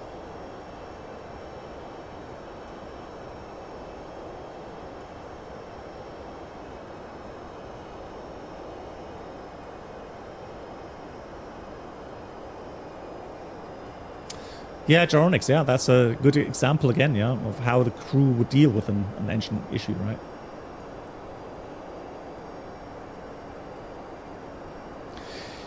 Ghost, yes, Ghost, that's exactly what I thought. Look, I'm flying a 787 with 2 engines, right? I have a 3-hour ETOPS rating. I've crossed the Atlantic many times in a 787 now, and potentially an engine could have failed where I had 3 hours to the next airport. Single engine, oh my god, single engine over water. Oh, imagine what can go wrong. Oh, well, better not take the flight. You know, I better not take. I'm going to call my boss and say, you know what?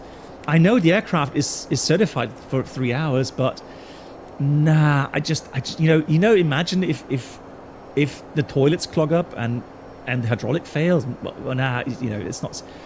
You know, what are we talking about here? Right? If you think it's not safe, well, get another job. Right? You know.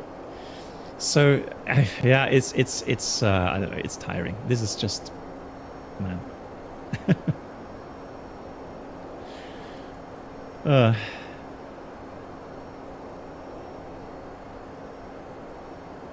So, let's have a look. Speaker, spiker, I don't know. So, speaker, 290 knots. And we're in VNAV path, so we should maintain that once we reach that. Here we've got, Kelney, actually. Kelney already... we already passed. That's not to scale, so we already passed that. So speaker now between 230 and 14,000, which is good. Let me get the latest weather here in Memphis. Airports, Memphis.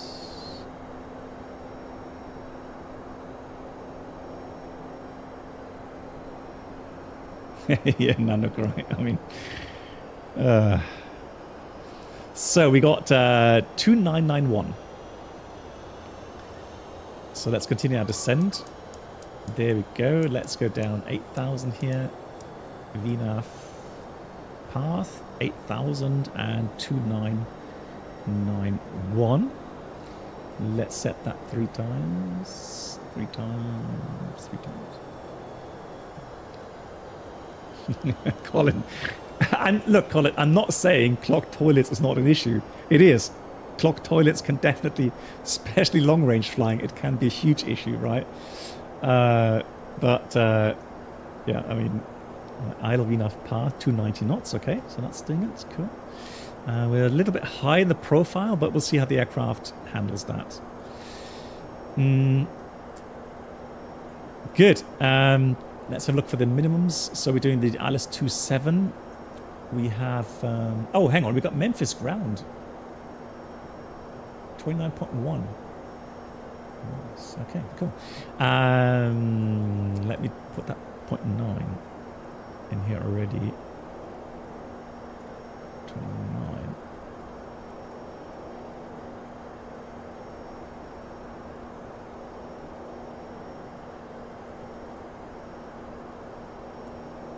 Spiker ball, yeah, exactly. Good. So the minimums: Cat 1 Delta aircraft, heavy aircraft, just the ILS. 500 is fine. 500. So I'm going to put the actually no, let me put no, let's put 500 here. It's not decision height, so 500 down there. That's weird. It's supposed to maintain 290 knots, isn't it? Descend.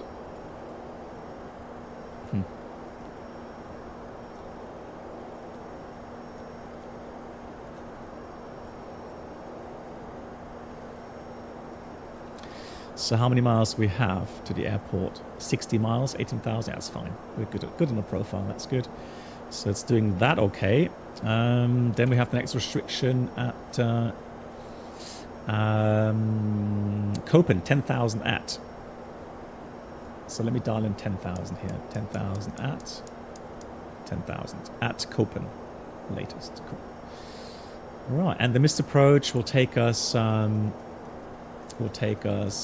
Climb to 5,000, intercept Memphis VOR 285 outbound, Govry and hold. So I'm going to put a Memphis 17.5 manually in here. And then that was the radial. Let's have a look. Charts, approach 27. 273, outbound 285. 285 is set. Cool. On that.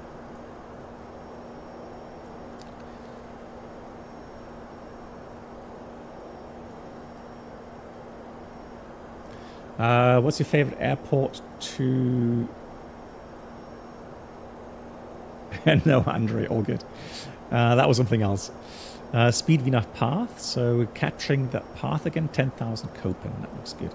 Now, regarding landing performance, let me get Simbri for that. So we have runway, oh, runway not available. Pwah. Runway not available. Okay, then let's take the ground chart. We have how much available? 2,700 meters. 2,700. And then flaps 30 is fine.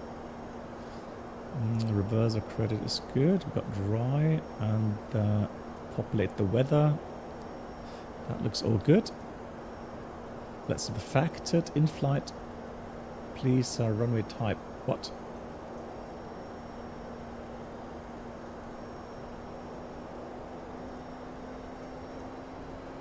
Okay, it doesn't have that for some reason.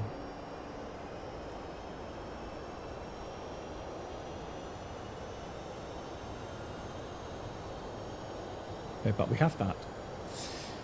But anyways, I mean 2,700, let's do auto brake number 2 here. Auto brake 2, and then let's descend down to 4,000. Flight level change. Let's go heading select. So we have 30 miles, 10,000 feet is fine. Yeah. And then let's go 250 knots. Below 10,000. Let's do lights on. That's good. Right, 350 is set.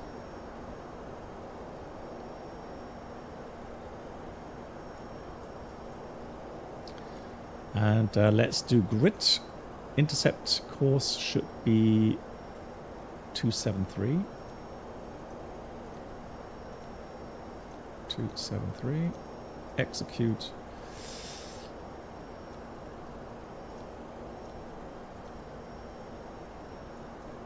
Oh, okay, that's why. Okay, so we don't know holding in there. Okay, okay, that's a bit weird.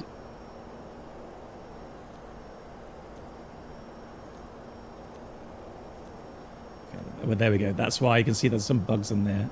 Invalid delete.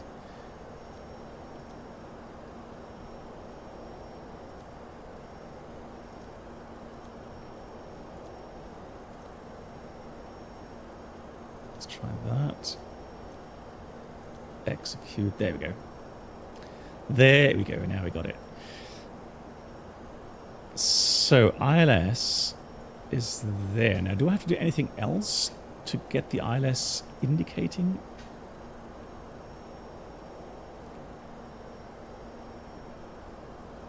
Oh yeah, that was interesting as well. Yeah, the so the, was it American Airlines? Yeah, the American Airlines, they flew a 787-9, I think, to Naples, but the airport is only allowing 787-8s in there. So it's a bit of a dispatch error they made. It's one of those human things, right? That can happen. Someone made a mistake somewhere. And the pilots would have been the last line of defense. But you know, if they're not familiar with the airport and you know, they haven't thoroughly read through all of the, I'm not even sure if you probably not even find that on the airport info charts, that you can only land with a 787-8 in there. It's probably hidden somewhere in some document. So dispatch should have known that, but yeah, I guess someone there just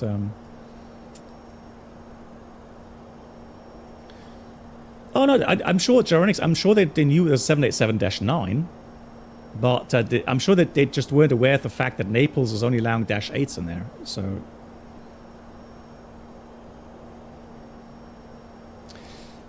so favorite airport, Oliver. My favorite, well, I don't have a single favorite airport. I have many different airports I really, really like. So let's do a recall here. And we got the flaps 30 now selected. We've got a minimum set. Let's run a checklist real quickly. So we'll do a checklist. So the send checklist. Pressurization, landing altitude checked. Recall was checked. Auto brake is 2. We have landing data VREF 142, and minimums is 500 feet bar row. Approach briefing almost completed. The only thing that's missing is the missed approach, which yeah, well, actually we briefed that. Climb 5,000, Memphis 285 outbound to Grits. Sorry, to Godfrey.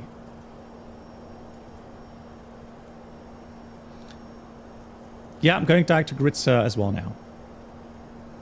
So let me have a look at the... So Memphis 8 is now online, guys. So information whiskey, we have runway 27 in use. And so I'm going to dial in the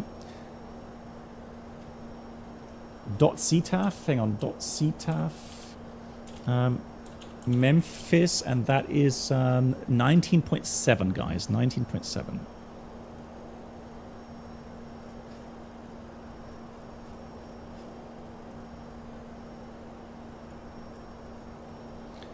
Memphis traffic, UPS 522 heavy is inbound to grid for the ILS 27 in Memphis.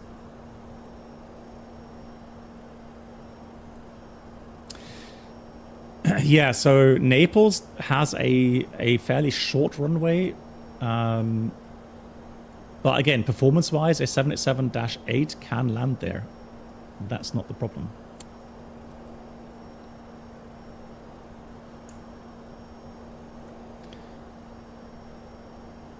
Right, so we're descending at grid 3000. Okay, so descend 3000 now. Grid, and then final at ground is 1940 final approach.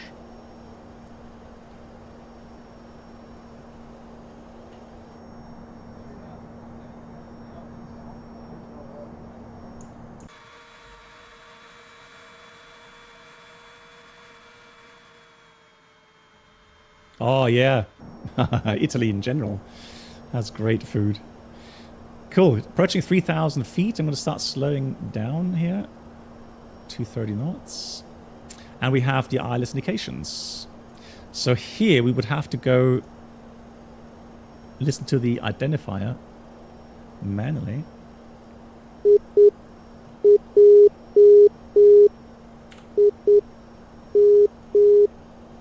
There we go. Short, short, short, long, long, long. Short, short, long, long.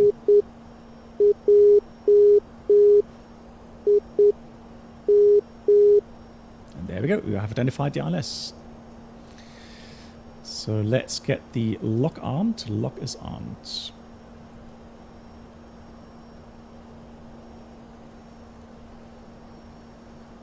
$18 miles to go. Memphis has good food as well, I can imagine, yeah. I can imagine. Oh yeah, so regarding the after landing, so we're going to go to the northern apron there, because that's normally where we have the cargo. So we're going to vacate Sierra or Charlie, and we'll contact ground. Waypoint grid for the ILS 27 Memphis traffic. KMEM, we don't use the HUD in our aircraft, unfortunately. So they are actually stowed and sealed, so we can't use them.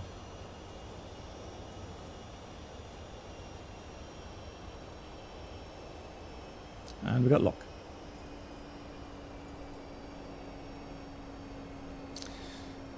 I'm not sure if it's because I think it's one of those aircraft where you have to select it manually, but I could be wrong. A bit of an overshoot here. Flaps 1. And we have flaps 1.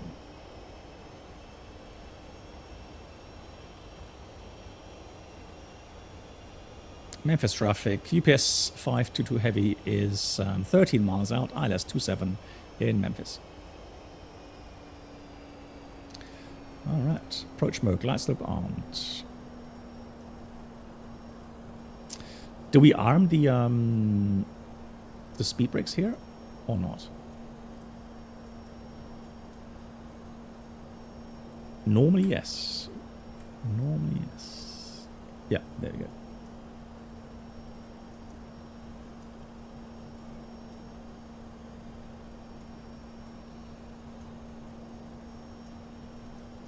Is there like a click spot here? Yeah, guess that's it. Flaps 5.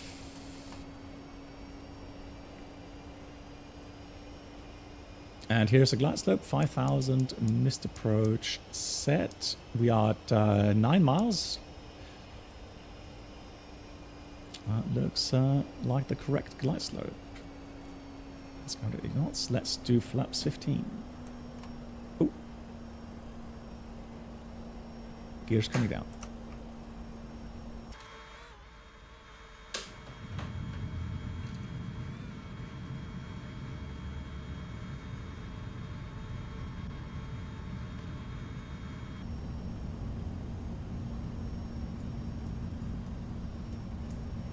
Flaps 20.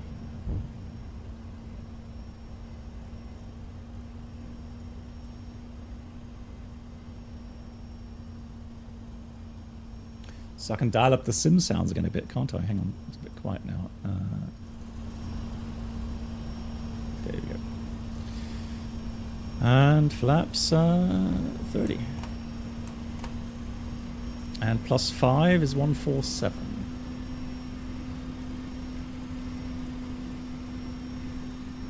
Let's read a quick checklist.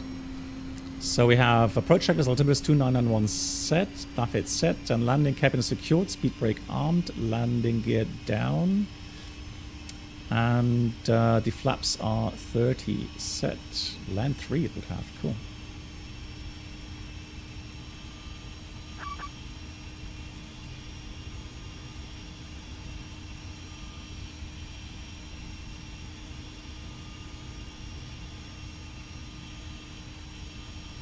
I thought I had that set. Right, manual flight.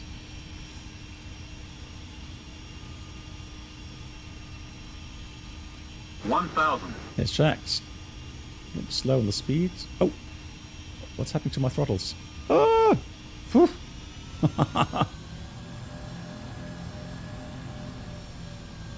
They were like locked.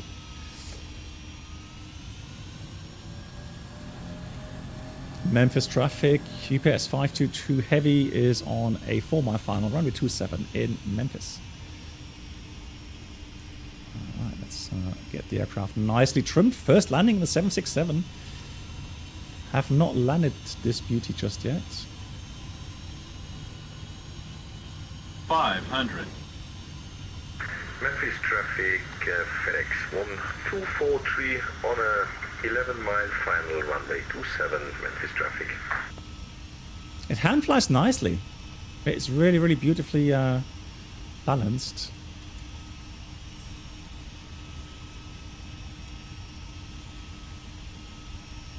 $100. Alright, continue. 50, 40, 30, 20. Come on. 10. Not bad, not bad. Speed brakes up, auto brakes off. Reverse green.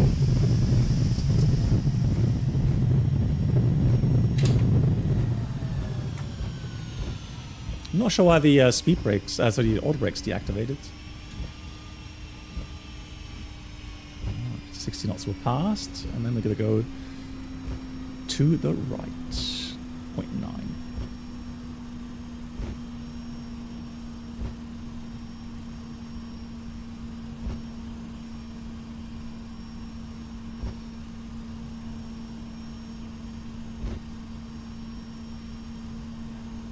Yeah, we got replay for sure.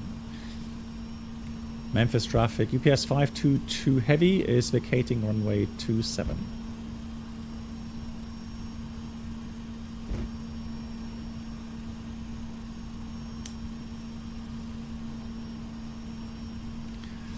Right, let me get my ground chart.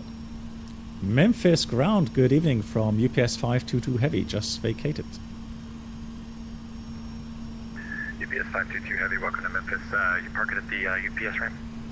That is correct, UPS 522 Heavy. Alright, 552 Heavy, right turn, taxi to the UPS ramp, right turn Victor, right turn Yankee to the ramp. Cross up.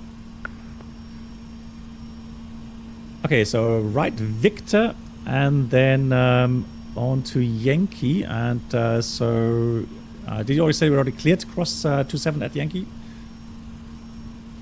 Unable Yes, to sir. find view right turn ID 8. Victor, right turn Yankee to the ramp, cross 27 at Yankee. Okay, right Victor, then right Yankee, cross 27 for the UPS ramp. Copy. Thank you so much, UPS 522 Heavy. No problem. That's really cool. Thanks for the service.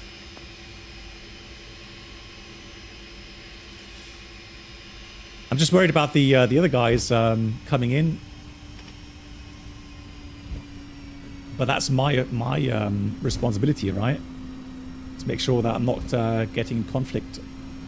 All right, so the after landing items: speed brakes stowed, auto brakes, flaps coming up. We'll start the APU.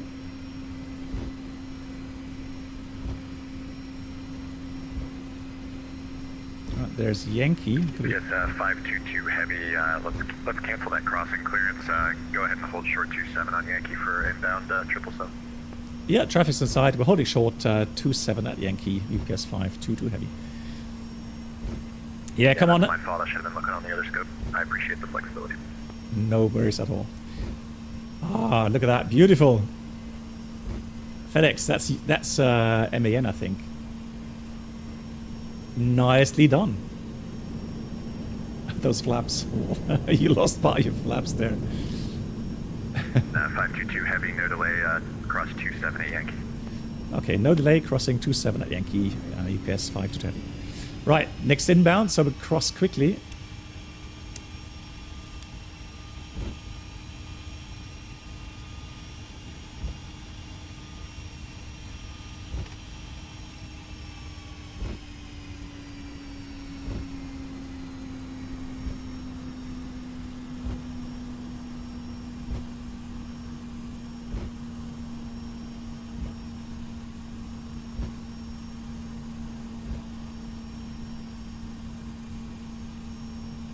Now I'm a bit lost. Where's UPS?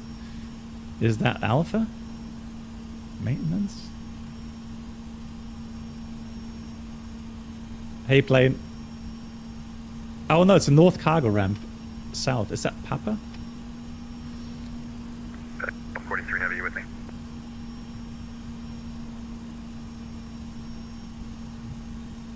And sorry, UPS 522 heavy. Is the UPS ramp, is that further down south? Cargo ramp south? That's gonna be the that's gonna be your your second left past this one.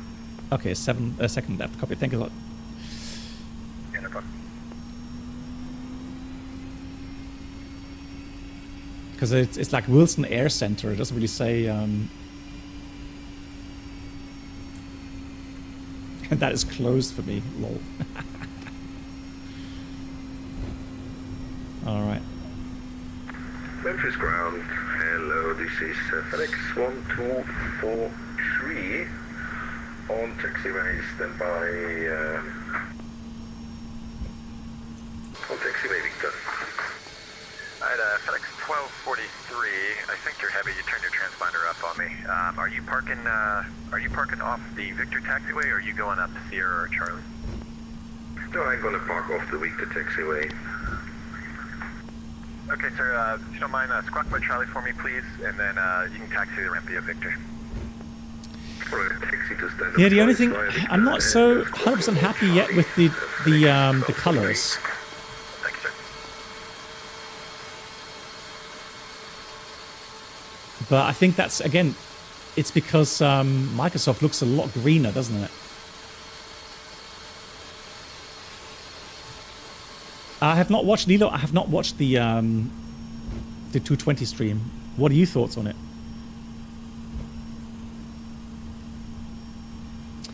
Oliver, I went to the X-Plane org store and I checked the sceneries for that. But the thing is, I make sure that I get sceneries that are compatible with X-Plane 12. And especially in the US, you've got lots of airports. Yeah, reshade. The thing is, I've got NVIDIA game filters installed. So normally they already give you some good. All right, Lufthansa 82 Mike Heavy, there we welcome go. to Memphis.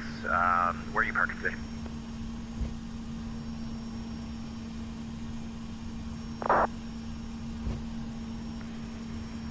Okay, Roger. I see the cargo apron. Are you parking UPS cargo or FedEx?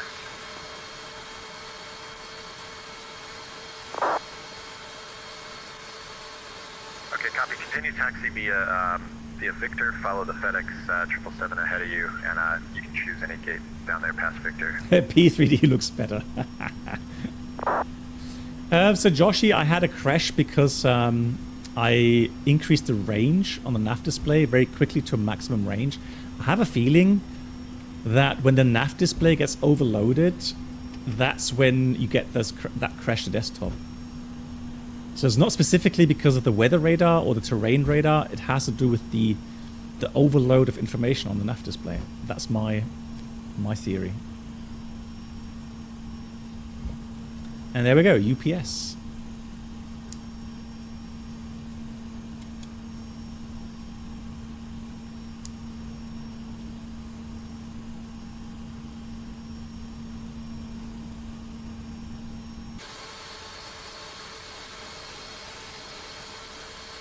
Going to cheat a little bit here. And it's outside view. Very nice.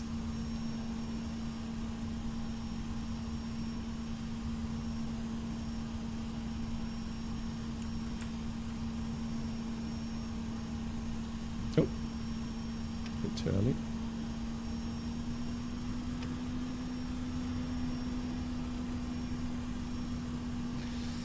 Okay. Park brake is on. The APU is running. That's already on bus. Let's shut down the engines.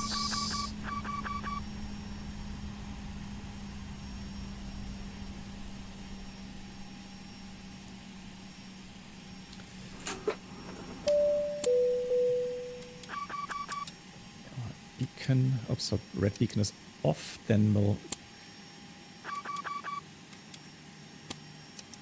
get all these off. Off. Fuel pumps.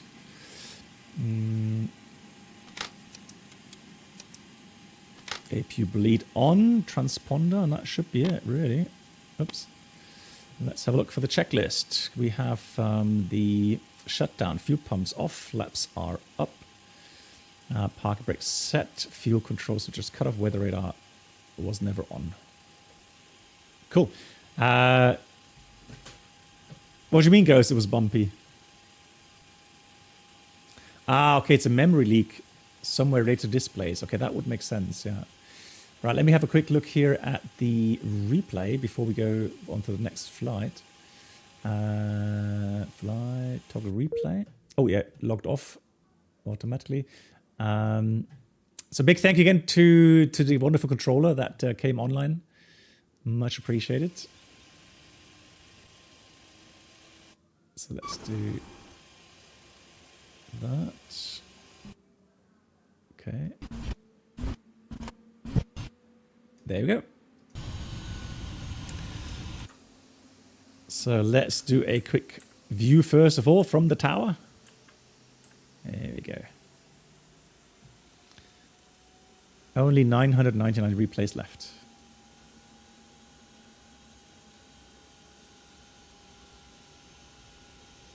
It wasn't too bad for me.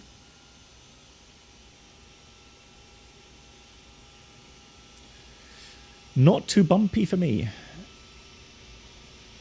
Yeah, and flight fact, they do, even on the 777, they do a really good job on the flight controls.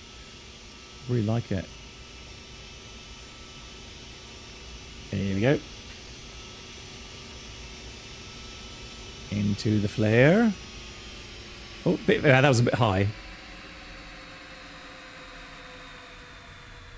That was a bit high initial flare. Don't know why I flared so early there.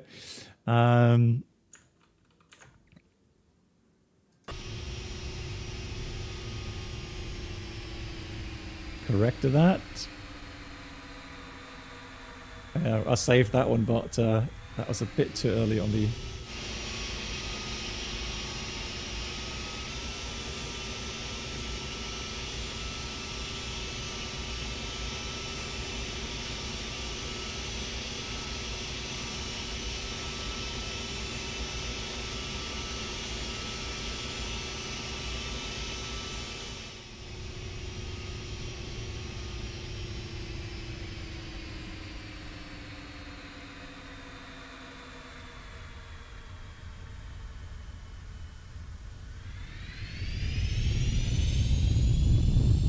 Kind of weird. I've not seen the spoilers come up, even though I did pull the spoiler brake at the lever manually.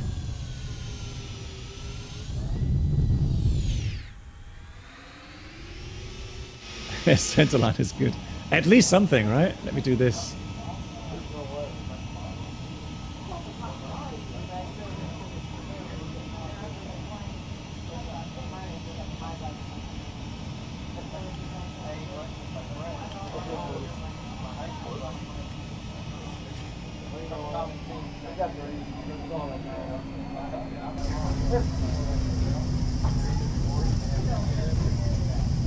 It's interesting, right? How different the landings look from different viewpoints. So outside, it looked like really way too high initial flare. And if you look this way, it doesn't look that bad, actually.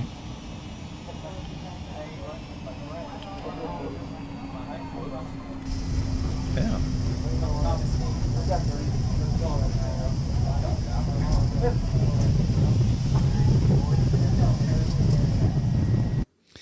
You should leave the hydraulics running for the cargo doors, maybe. Yeah, could be. Could be. Well, we'll get into that next time. Okay, guys, I'll have a 10-minute break, and then we're going to set up for the next flight. FS Labs in Max 2024, flying from Stuttgart to Dubrovnik. I'm going to try to hurry up to get everything running really quickly so that we don't get too late to Dubrovnik. But yeah, Stuttgart should be online as well. Looking forward to that. I'm just going to make the flight plan really quickly. And yeah, so thank you so much for all the resubs coming in. Thank you very much for your support. I'm